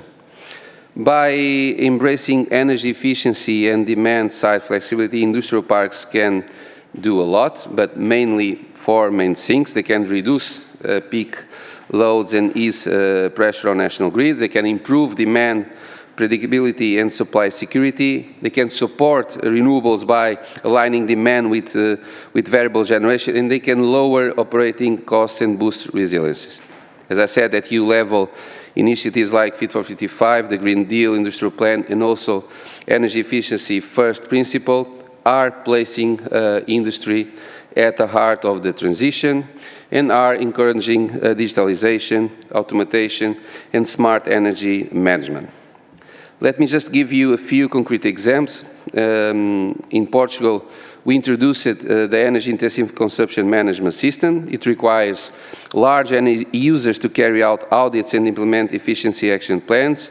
This management system has helped identify savings opportunities and prepared many companies that are part of the system to participate in demand response and flexibility markets. In parallel, energy performance contracts supported by EU funds, like the RRP, the Cohesion Fund, Modernization Fund, and others, they are already mobilizing private investment in delivering tangible results. For instance, the EEC 2020 project showed average consumption reduction of 30% across participating companies. And this is not just about efficiency, also about digitalization in reinforcing flexibility. Tools like Smart Readiness Indicator, pilot across 16 countries, including Portugal, access infrastructure readiness to interact with the grid in real time. At system level, projects like Bridge and RegUp are helping scale smart grids with integrated storage and real-time demand response, key tools to prevent blackouts like those that happen in Portugal and Spain, and manage volatility. Meanwhile, the REPowerEU plan strengthens the push towards decentralization, self-consumption, and also energy sovereignty. And we are not alone. We have other examples. We're going to have here 4 examples of what are being done in this area, but we have some examples also coming from China, the TD Industrial Zone, that are deploying real-time demand response and distributed generation across the industrial base. In Kenya, the Tatu City Industrial Park that is testing solar-powered microgrids. And Portugal, too, is making strategic moves. Despite being on the periphery of the European grid, over 60% of our electricity already comes from renewables, and in the last 5 months this year, this value rises to 81%. So we stand as a concrete example of modern, forward-looking energy system. But, and this is critical, no policy or technology will succeed without people who are trained and empowered to operate them. So energy literacy, it's really essential, and we need to invest in skills. We need to invest in energy managers, smart grid operators, efficiency auditors, technicians, able to install and maintain high-performance systems, and we need it all and fast. So skills are really the enabler that we need for the change. So let me leave you with this. Energy efficiency is our first line of defense against grid instability. It's very important that we stress out this about energy efficiency. It's really our first line of defense against the instability of the grid. So by cutting peak demand, investing in smart infrastructures, and supporting renewable integration, we turn efficiency into a strategic asset for the energy system. So those that work in this sector at least 10, 20 years, I'm sure that they saw the changes. They saw these changes where efficiency now is really a strategic asset. But to unlock, but to unlock this full potential, we need basically three important things. We need integrated policies that can link efficiency, that can link digitalization, and can link flexibility.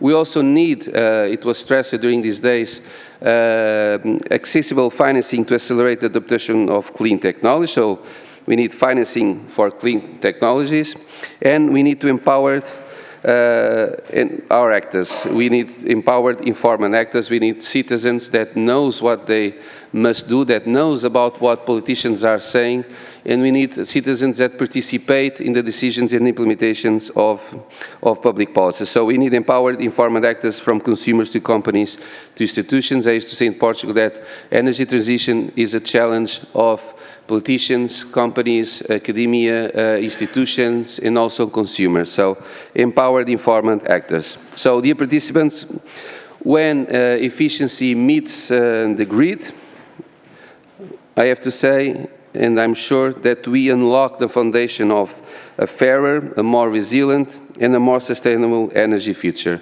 So thank you very much for being so flexible and for being here till the end of this afternoon, after the closing of the session. And we still will have a final panel. Now I'll take the hat of keynote and I'll put the hat of the moderator.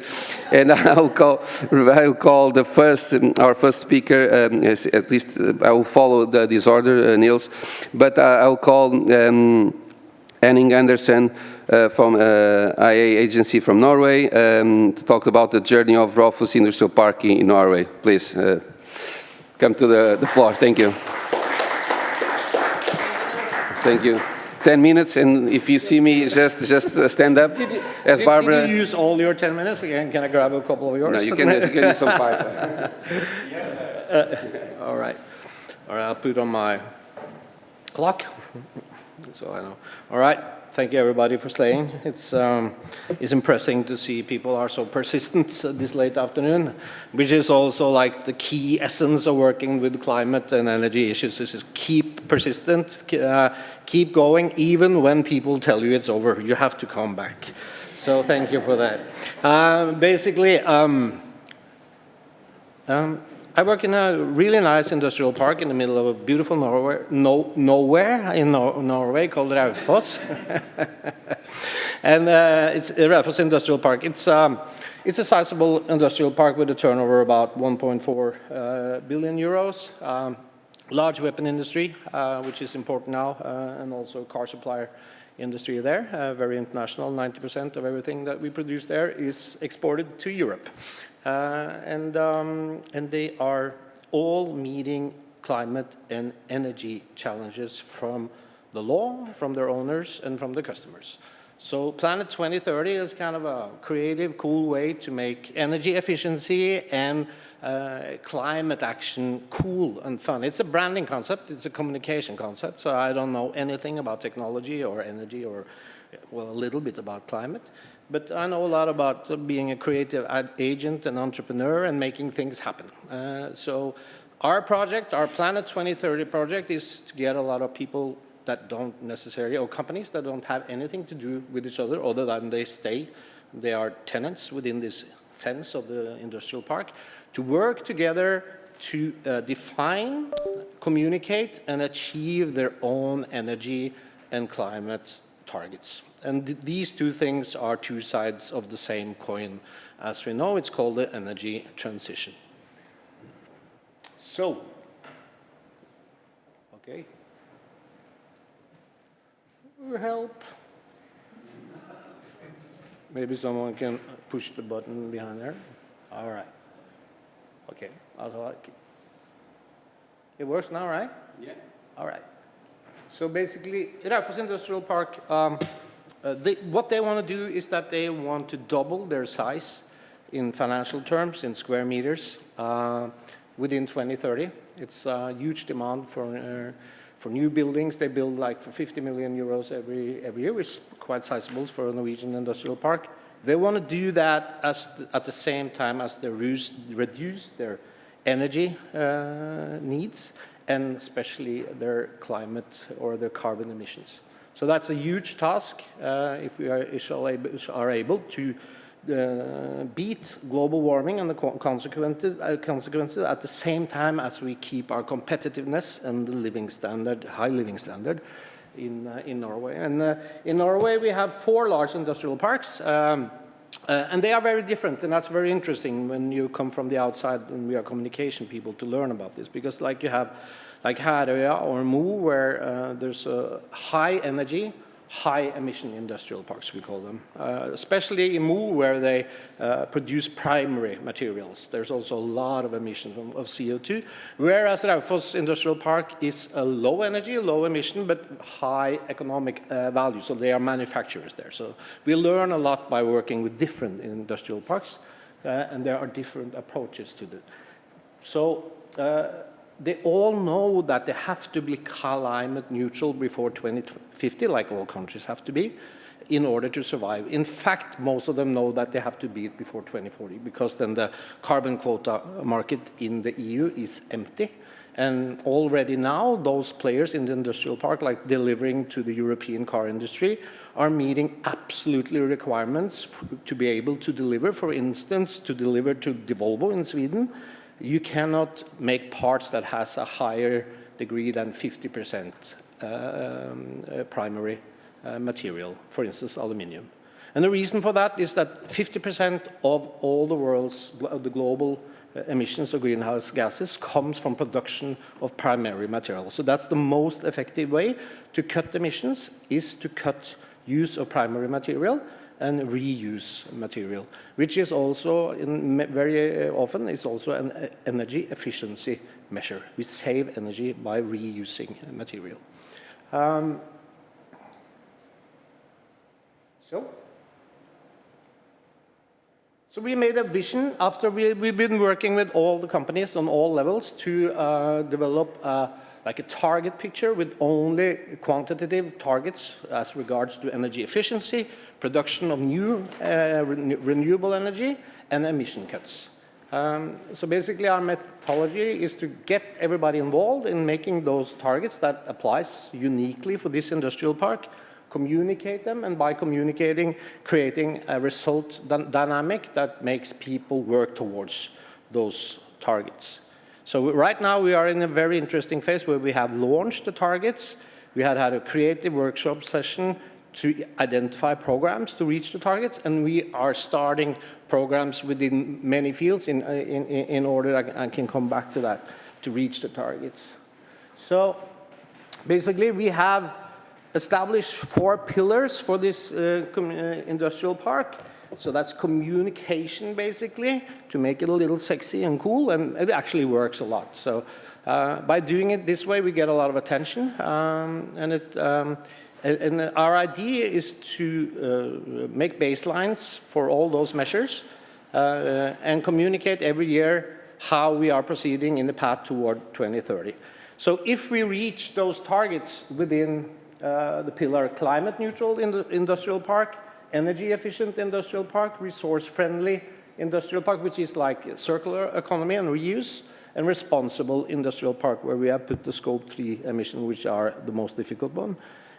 We can say that we are on a credible path to become a climate neutral industrial park in 2040.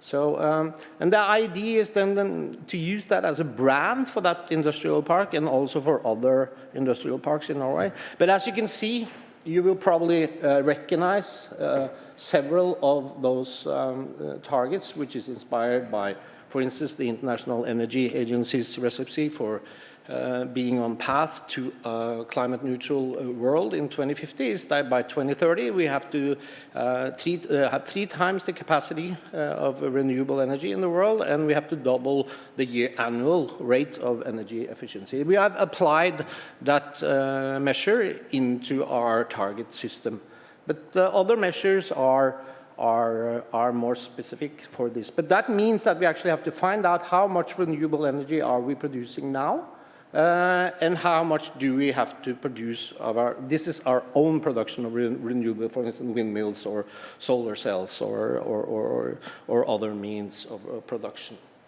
So we can send you this, but we actually have now programs. We started 1.5 years ago. We have programs for each and every one of those targets. And it's really, really difficult. This is the reason why the green transition is slow, because almost all targets implies many, many players that has to be involved in order to make change happen. And that's why it's so interesting to work with it. And it also can be an example of how to fight global warming. If you are able to succeed with this partnership between players in an industrial park. So that's why I'm here. We're on a mission. So we work a lot about modern mobility, how to get people back and forth to work, how to reduce primary materials, how to take advantage of all the massive amounts of surplus energy. For instance, for all those, we are in programs that is starting to give results. So this is not like huge figure like in India, very impressive figures. But anyway, in Norway we produce like 150 terawatt hours of electricity every year from waterfalls mostly. But we have identified 20 terawatt hours of potential surplus energy that has been thrown today. So, and a lot of that happens, of course, in the industrial park. So if we are able to capture that, we want to capture waste energy, the surplus energy from industry production, use it to warm up all the houses in the industrial park, in addition to warm up all the houses in the nearby community.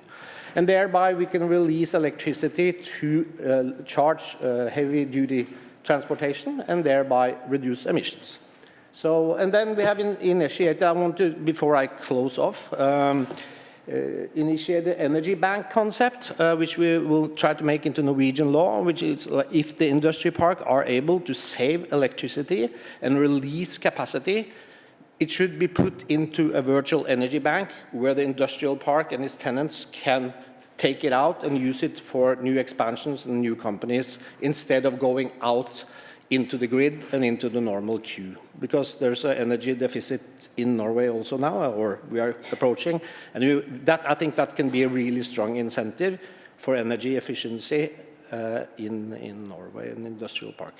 And basically, closing off, we are on a mission. We see that it kind of works. So if anybody has an idea of German or French or whatever industrial park that could fit this bill, we are interested to talk and see if this model, how to reach energy results, climate results within an industrial park can work in other countries than Norway, basically. Thank you.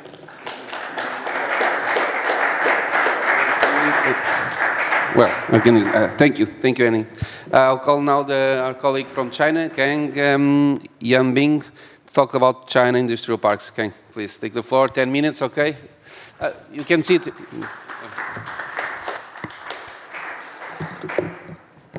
Hello, everybody. My name is Kang Yanbing from China, the National Energy Conservation Center. Please, PPT. And according to the meeting arrangement, my presentation focuses on China Industrial Park, energy efficiency, green electricity, and power grid. 3 points. The first point is China obtained remarkable achievements on energy efficiency and carbon reduction.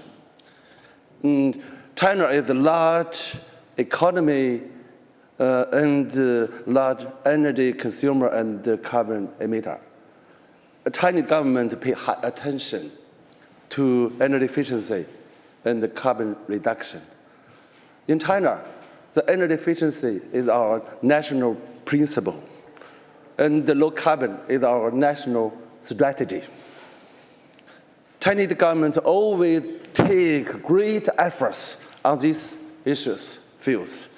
And in the past 20 years, China's energy intensity had decreased about over 45%. And the carbon intensity had reduced more than 55%. And China had made more than half contribution on global energy saving and carbon reduction. And China had made great contribution to lower the cost on global energy transition and low carbon development. Second part, China's some cases, the industrial park cases. In China, because China is so large, just now our Norway friends said 4 industry. In China, just the national level, the industrial parks over 400, and they share about 30% of the national GDP. And of course, the industrial parks brings the high energy consumption and the high emission. And so Chinese government pay high attention to the energy efficiency and low carbon development of the industrial parks. And many years ago, 25 years ago, we have eco park, parallels, low carbon park, green park, carbon peaking park. Now we have zero carbon park at present. Yeah.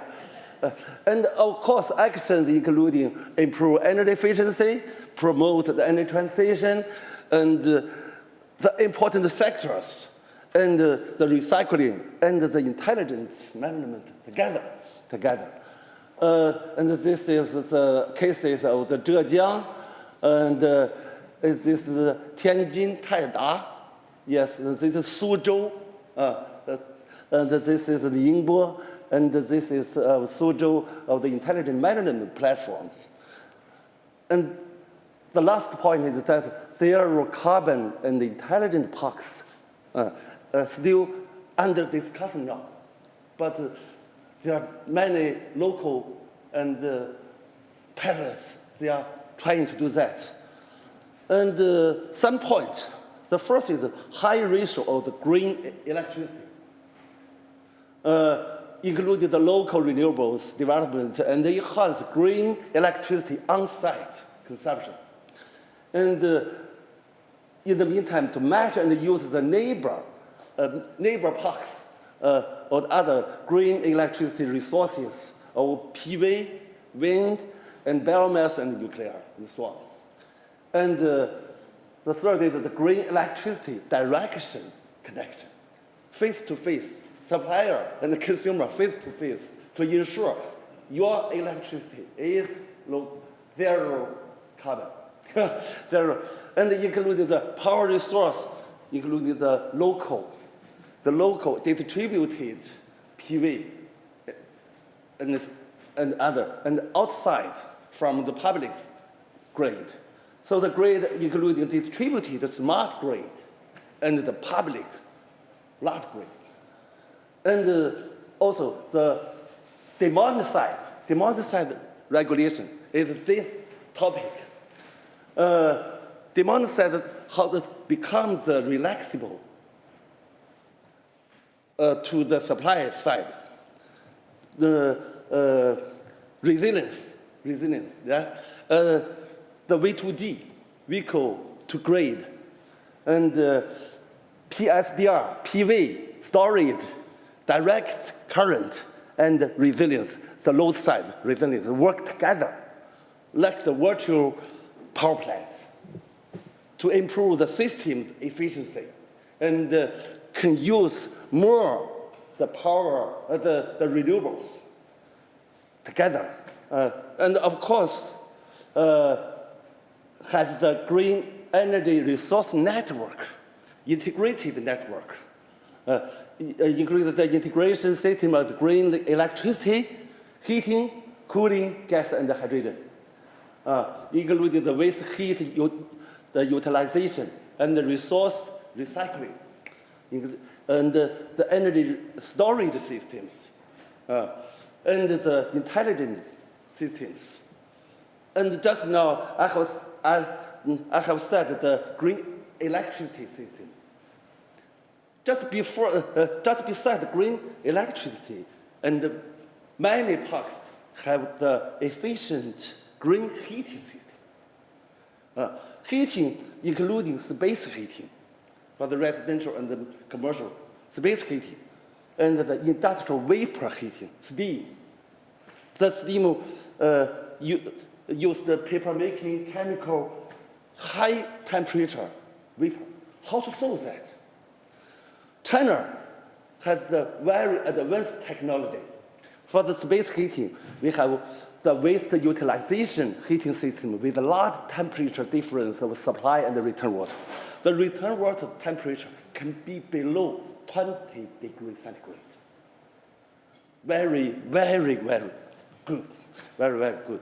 And for the industrial vapor heating, to improve the energy efficiency, China has developed the advanced high temperature heat pump to supply industrial vapor heating. From 100 to 200 vapor, the temperature, the degree centigrade, the vapor, the COP of the heat pump, it can reach 1.5 to 2. That means 1 kilowatt hour, the electricity consumption can bring 2 kilowatt. High efficiency, low cost, to solve the industrial vapor supply. That's the most advanced in the world. So can widely use paper making, medicine, clothes, textile, drink, wine, chemical industry. High efficiency. And the other is the green fuel, sustainable aviation navigation fuel. So many, many parks have this system. And the green industry. In China, many parks want to make a green product with green energy. The green energy products, manufacturing products with green electricity, products with efficient green heating. Your paper, your clothes, it's net zero carbon. So that enhance the exporting. You have the CBAM, the carbon footprint, the green supply chain. Yes, directly net the green the products. So and besides the industrial parks, and there's other various parks, including the zero carbon factory, community, campus, hospital, airport, harbor, and so on. Many, because China is so large. So China has provide great efforts. China has provide huge market and opportunities. So, and I think the international collaboration is very important, and you are welcome. So let's work together to embrace the bright future. Thank you. Thank you, Ken. Let's work together, okay? Now from China to Morocco, I'll call Aisha to talk to us about the case of Limo, cutting energy using mineral water plant. Aisha, the floor is yours. Thank you very much. 10 minutes, of course. Sure. Thank you. Good afternoon. I'm very pleased to be here in such important gathering. So before diving direct in the subjects, I would like just to express my utmost appreciation and thanks to International Energy Agency for giving us such important opportunity to share and to showcase our pilot project, which is shipped to the Worldwide Trade Initiative, which is completely aligned with our clean energy transition as well as our global pathway for net zero. So Les Eaux Minérales d'Oulmez is a leading company in Morocco in manufacturing and distributing liquid refreshing beverage, mainly mineral sparkling and purified water. We have been in business for more than 90 years ago, and we were among the very first company to be publicly listed in Casablanca Stock Exchange, and since 1943. We are operating in Morocco, in Africa, mainly in Benin and Senegal. And hydration and well-being for all is indeed and has been our purpose motto. So we are committed to high-level principle and standard.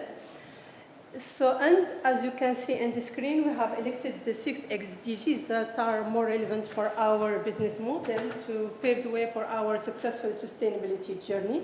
We have an active member of UN Global Compact, and we hold several ISO certifications as well as some prestigious CSR label.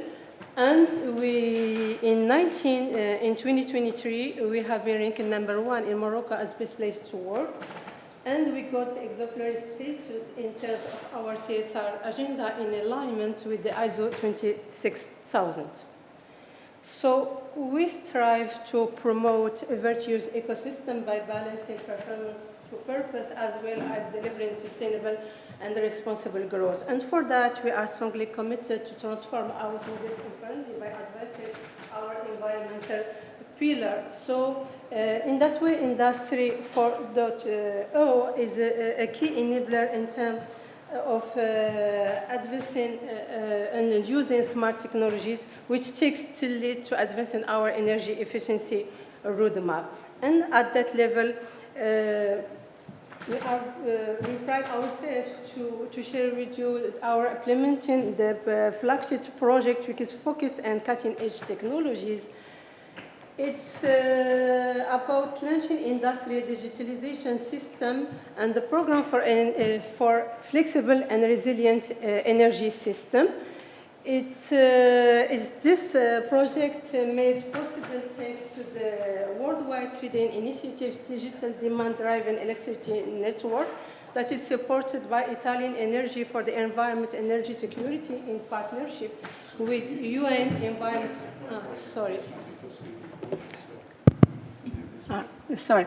So I said this flagship project focusing on cutting-edge technologies made possible thanks to the granted funding by the Italian Ministry for Environment and Security Energy in partnership with the UN Environment Program as well as International Energy Agency. And we are very grateful for this grant as enable us to navigate the complexities of implementing new IT technologies across our industrial asset. So, as you may know, this Trident pilot project is prime example of overcoming obstacles and some challenges that we are facing as private company in Global South.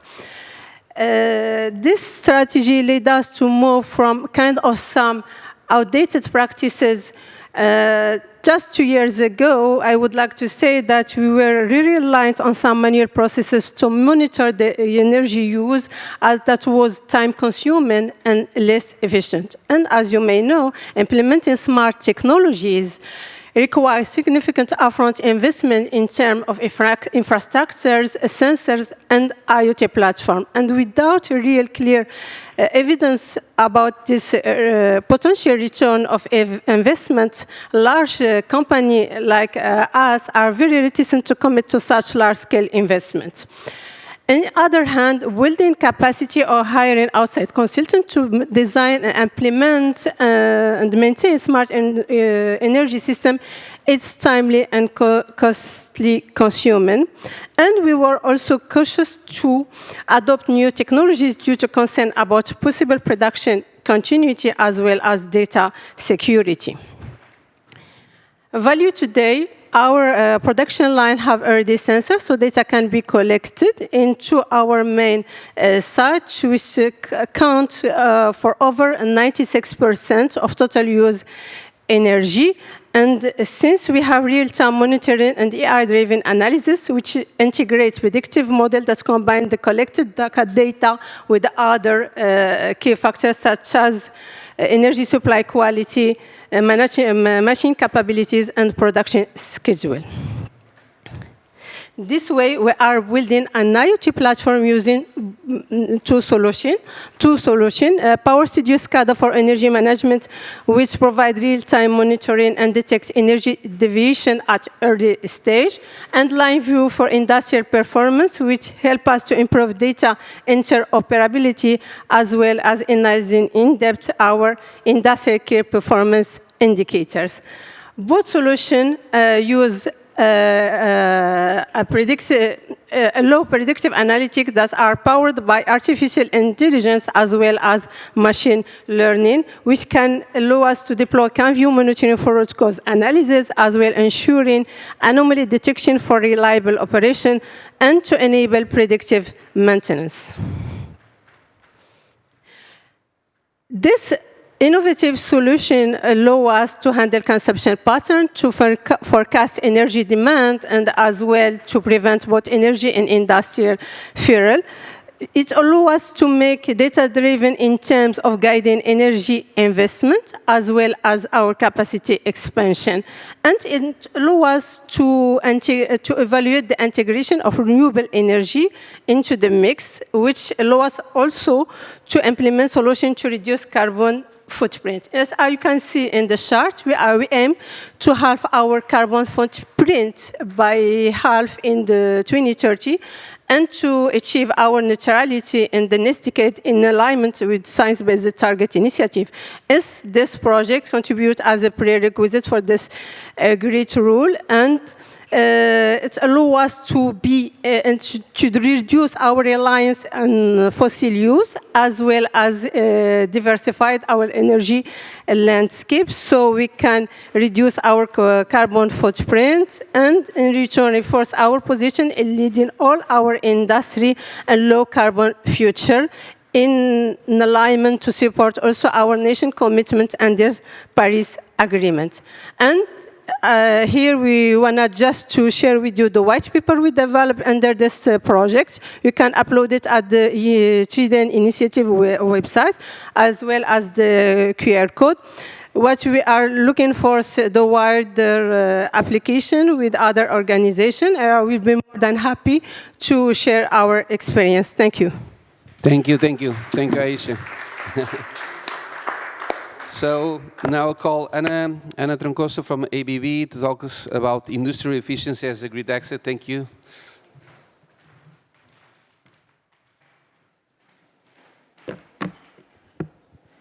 Good afternoon, everyone. Thank you, Niels, for having us. I have the honor to be the very last speaker of this conference.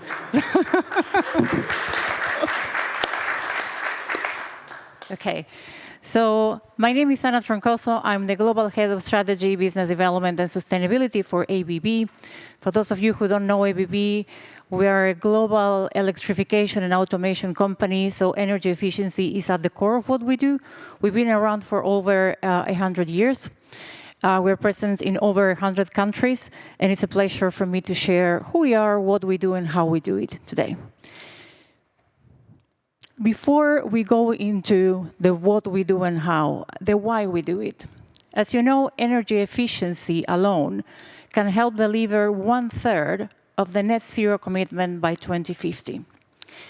However, if we think 2030 in the near term, we're behind schedule. You know, we have in COP28, we promised to double the increase in energy efficiency to 4%, and we are behind. We strongly believe that energy efficiency with the technology that exists today can do that. We just need to raise awareness, and everyone across the value chain work together and take action towards that. A little bit more about ABB Motion. We are one of 4 business areas in ABB. We provide motors, drives, generators, synchronous condensers for every industry. On industrial parks specifically, we help power generation. We provide solutions for grid stability and motors, drives, and other solutions for buildings. This is what we do. We not only enable the adoption of renewable and low-carbon solutions, but also everything we do translates into energy efficiency. This is an example of the technology in our portfolio. As you know, power, in terms of carbon emission, is one of the highest. We are present across the value chain. We enable renewable integration. We provide generators, synchronous condensers, and hydrogen. Currently, we're working with industrial parks all over the world. I would say Asia, Europe, North America, and also on the Middle East. Not only we enable power generation, but also we supply everything that a building needs.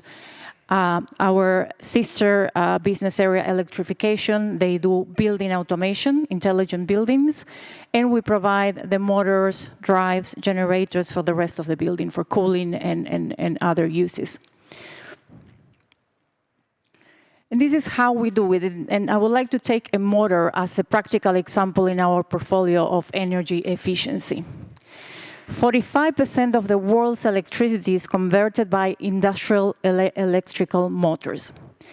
Now, most of the motors in the world are old, less efficient motors. Our portfolio has highly efficient motors. If you think of 1 to 5, 1 being the less efficient, 5 being the most efficient, we operate in the 4 and 5 range. So just to give you an idea, a customer example, in Europe, it's one of the largest copper recyclers in the world. Recently, or over the last 2 years, upgraded their industrial park, replacing 500 old motors by highly efficient ABB motors. They saved 32 gigawatts of electricity per year. That is equal to powering 2,500 houses. And they save 12,000 tons of CO2 per annum, which is the equivalent of taking 5,000 flights from London to New York a year. So that is massive, and that is just one customer. Imagine if we multiply that by 10, 100, 1,000. So that's what I'm saying, that we believe that energy efficiency can deliver the 4% increase by 2030. This is a journey with a typical customer. Through our services division, every time we go to either a new or existing customer that need to either build greenfield facility or upgrade their existing facility, we start with a survey just to understand what is the biggest impact. We help them deliver a business case. All of our solutions are what we call good for the pocket and for the planet. There is a return of investment between 3 months, the shortest, and 3 years of all of our solutions. So we work with customers to build that business case. If the project goes ahead, we help them with the implementation, and then more important, we help them optimize their investment through our services. This is a snapshot of our services. What we also involve, in addition to energy efficiency, decarbonization of operations, we embed circularity in everything we do, from the materials that we use in our products through to the maintenance services that we provide to extend the life of the asset, through the what we call take-back program. We started piloting this 2 years ago, and now it's part of our care package. We take the products back at the end of life, and we recycle them. And we work across the supply chain with our suppliers in doing that. We also are using our digital solutions, AI-powered digital solutions, can manage asset health management in terms of managing remotely. Either we can do it ourselves or the customer can do it through our digital solutions. And last but not least, we do, I would say, 80% of the technology R&D, we do it in-house, but we also have, which is very important for us, in order to go fast and to accelerate the technologies that we will be using in the next 5, 10, 20 years, open innovation is very important for us. So we work with startups and scale-ups, either through equity investment or through partnering. Probably we're currently testing 25 different technologies with startups, and that is very important. And I was pleased to hear the conversations with governments, regulators. It's very important to help small and medium enterprises, even though big companies can back them up. It's important that subsidies and policy, the stability of those regulations to help smaller companies that have the new technologies or the technologies in the future grow. So in a nutshell, to close off, we believe in energy efficiency. It's good for the pocket, good for the planet. We also believe in decarbonization, and we do it in a with a circular approach. So thank you very much. Thank you, Anna. You can sit here. I just want to call the other speakers for 1 or 2 questions from the audience. So if you can just come to the stage. Thank you very much.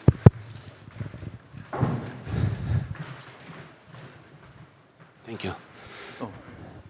Any question? 1 or 2? Okay. Okay, I will just say something first before anybody. I co-authored the only ECEEE paper on industrial parks. We did it in 2016. So ECEEE has started the process already. Are there? Yeah, there. Oh. Hi, Rich Bennett from Atlas Copco. A question, I guess, for the logistics parks owners. How are you getting your tenants to work together on these solutions? You want to answer first? Me yeah. Or, yeah, or the gentleman from China? Yep. Yeah. Excuse me. Can you repeat the question?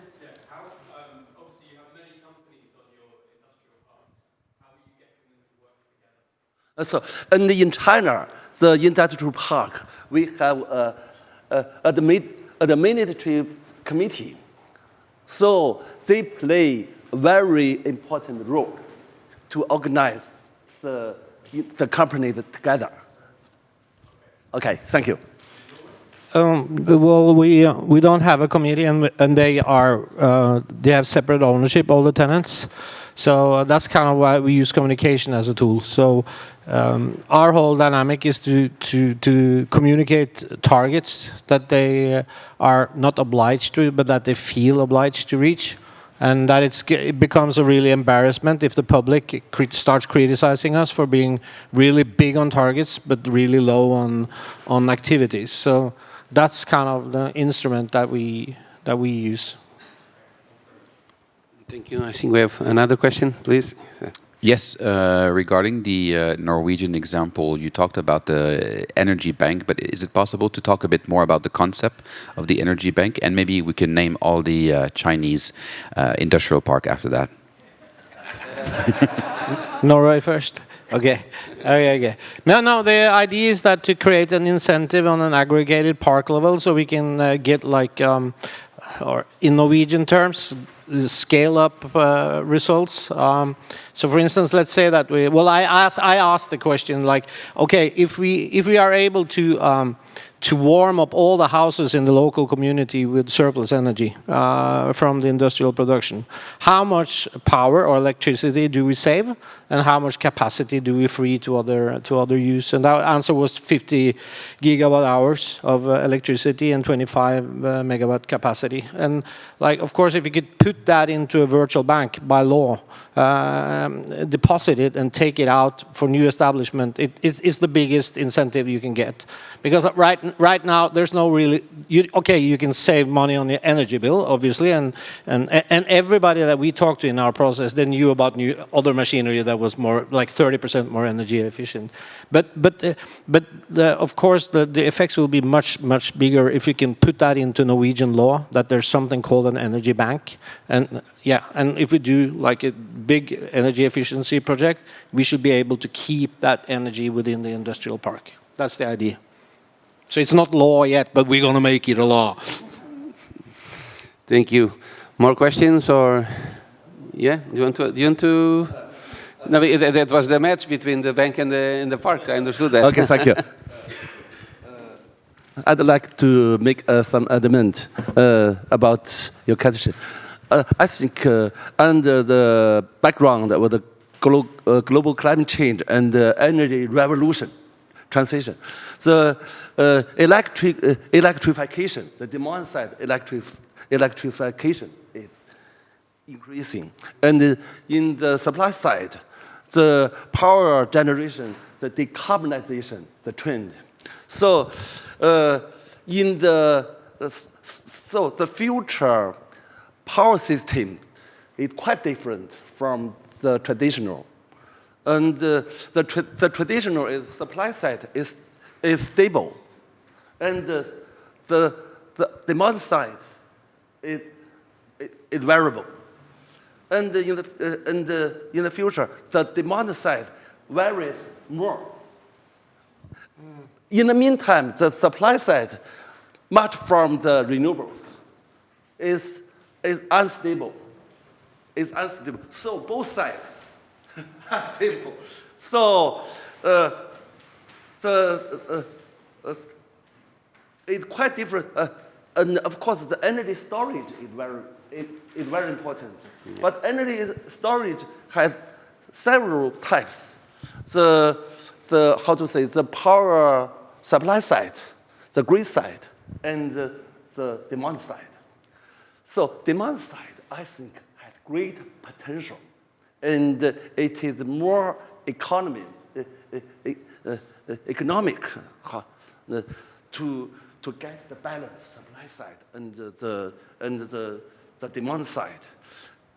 So with the technology of AI, the intelligence, so to match the supply side, demand side, to the demand side, to regulate, flexible, to meet the supply side, to improve the overall energy system, the efficiency, overall efficiency. In the meantime, to can use more and more the renewables.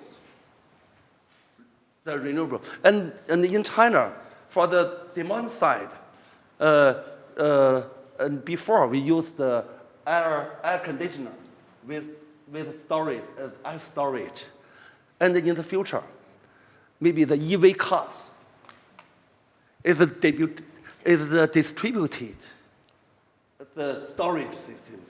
So we push forward the V2G, the vehicle to grid, to the vehicle to building. So the power system is more efficient and more stable and more economic. Thank you. Thank you. Can I add to that? It's very interesting because industrial parks can also be kind of flexible resource for society. And we can be a credible partner to the grid and the operators because they can trust us over time. And then we can challenge the regulation because there are margins in the grid system, obviously. So by being credible partners, maybe we can get some more effect out of the system to industrial park to develop new industry and employ more people. No, sir. Yeah. Yes. Yes, I have a question. So, sorry.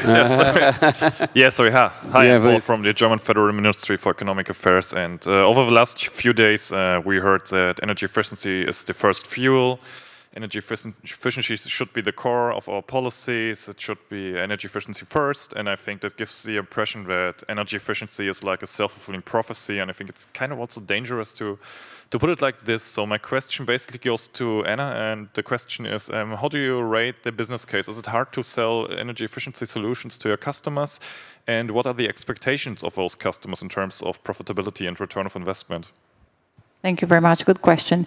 It depends on the type of customer. If we take a large, let's take the hard to abate industry, oil and gas, cement, mining. They're also decarbonizing. So they have their targets, the scope 1 and 2. So that's driving them to use energy efficiency. They're not going to do it, let's be clear. They're not going to do it if they don't see a positive impact in their bottom line. So the reason why they're doing it first is because they can reduce operating and maintenance costs. And there are huge savings. And second, because they can show that they are lowering their scope 1 and 2. So it's a no-brainer. So we don't have issues with big customers. Where we could do more is, as I was mentioning, in the medium to smaller size companies, that a large company has the access to CapEx if they can see, the return on investment. A medium-sized to smaller company needs access to financing, and that, from our experience, particularly in Europe, is taking too long. So those business cases, while they can be approved, at their board level, if they don't receive the financing. And I'm not even talking about subsidies, financing, loans from governments, and it's not happening. So we see a delay in taking in energy efficiency adoption by that segment of industry. Niels. Yes, that's to Aisha. So when you do your investments, you've been working very consistently over a long time. How do you finance what you do? Is it just through your own cash flow, or do you borrow money? And because I'm working in other African projects, not in Northern Africa though, but sub-Saharan, and that's a really big problem with funding because it's so expensive the cost of capital is so high. But so I was curious how you manage. You're right. Obviously, the investment is very high, but it's what I present at the beginning. This funding is granted by international Italian Ministry for Security and for Security Energy. They allow us like $2 million, and we give the third of that to complete like $27 million. So and the advances that we can allow us, we can do this project and achieve it in 2 years instead of 5 or more.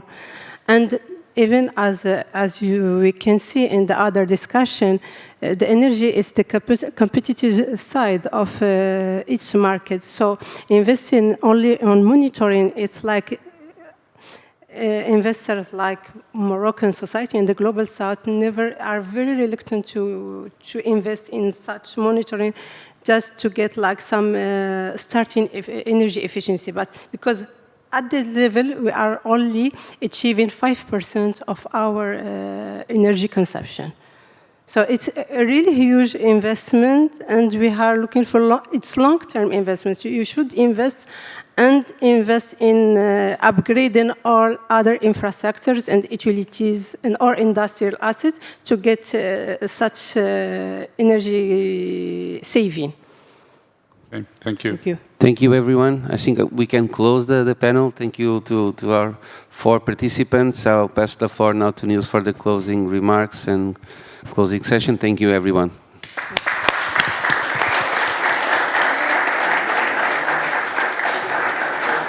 Thank you.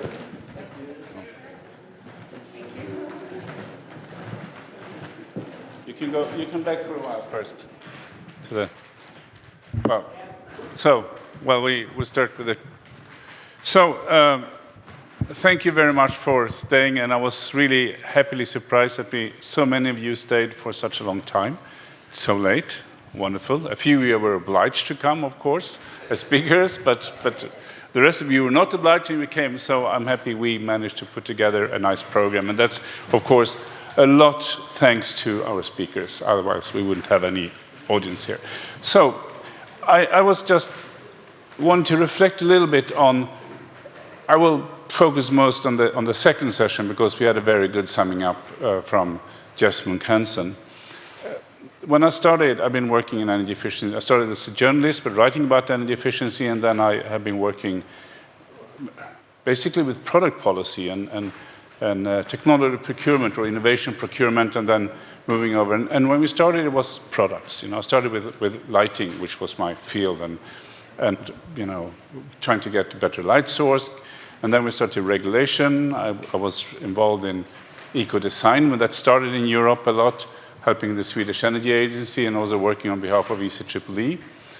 And then, of course, eco-design changed to become more and more a matter of products. We go from motors to drives, or we go from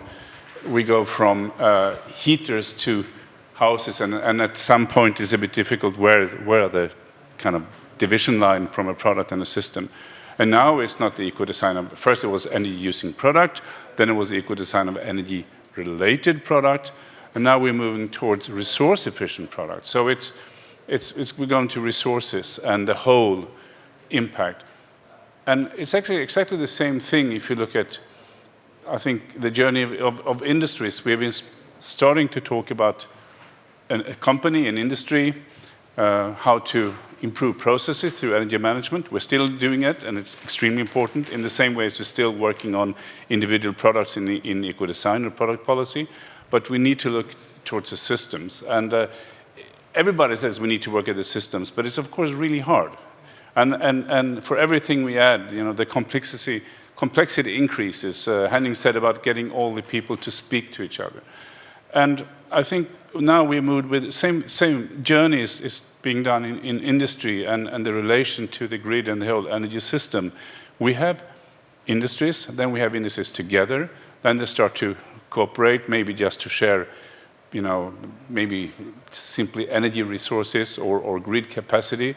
But the more we dig down, it's a matter of, for instance, starting to also in industry looking at resource and material efficiency to share resources. It started a bit with, in Scandinavia, at least in Sweden and Finland, very much, and also in Denmark, we have, especially Sweden and Finland, I would say, in Scandinavia that I know best is, we have industries and a lot of the waste heat is being fed out to the district heating systems. It's a simple way of symbiosis, but it's still a way of symbiosis. And then, of course, it gets more and more complex.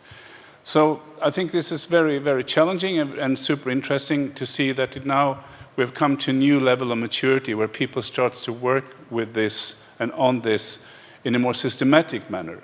Not just, we should cooperate or we do this. So really bringing this together into platforms, which I would call them platforms. It's a fancy word today, but industrial parks are, in a way, a platform for cooperation. And to do this is not just, it's a truism today to say we need communication, we need cooperation, we need skills, but of course it's truism because it's true. We need all those things, and I think it's really impressive to hear how things are doing. And I also think it's interesting, it's a bit different from Norway and China. It's more, you have a committee that decides what to do and how to manage it. In Norway, it's a bit more communication and marketing, but there's also regulation as a driver behind everything in different ways. And I think it's this interesting thing where we need to, somebody said we need to stay the course, and we need to do this. And I think this is also where we need to not give up on our targets and the regulatory requirements, because this is actually help for all those who want to change. And that is for the benefit of all of us and to improve competitiveness and whatever you want. So I show you the QR code. I just want to make a small ad because ECEEE, our big event is our summer study every 2 years, and that's in early June next year. But in February, since we're speaking about industrial efficiency here, in February 2026 in Rome, we're having our Zero Carbon Industry Conference. It's a a very good conference, really. It's a 2-day conference. I think there will be a third or a half-third day with the side events and so on. That's not, we're working on that right now. But we'll issue the call for abstract soon, so we'll ask for contributions. It's not a scientific conference, this one. The other ones are scientific, much higher degree. But we ask for abstract contribution, but we only have presentations. But we'll also, those of you who are in the academia and want to submit papers or peer-reviewed papers, we are now looking into a track to actually offer that as well, but that's not ready yet. But you really should come to this event, and you really should submit an abstract if you have a good story to tell. And and Rome is a nice city, even in February, so. I think I should say no more, because you all want to start moving home, or maybe have a beer before you go out to the airport or whatever. That's what I'm going to do anyway. So, and if you want to join me somewhere, please. So, again, thanks a lot for coming. Thanks to all our speakers, both in the first and the second session. It's really a privilege to be able to be invited by IEA, because it's such a good platform to get such a good audience, because this would not be anything without the audience and the speakers and the moderators. So thank you, everyone, and I wish you a good weekend and a good European summer.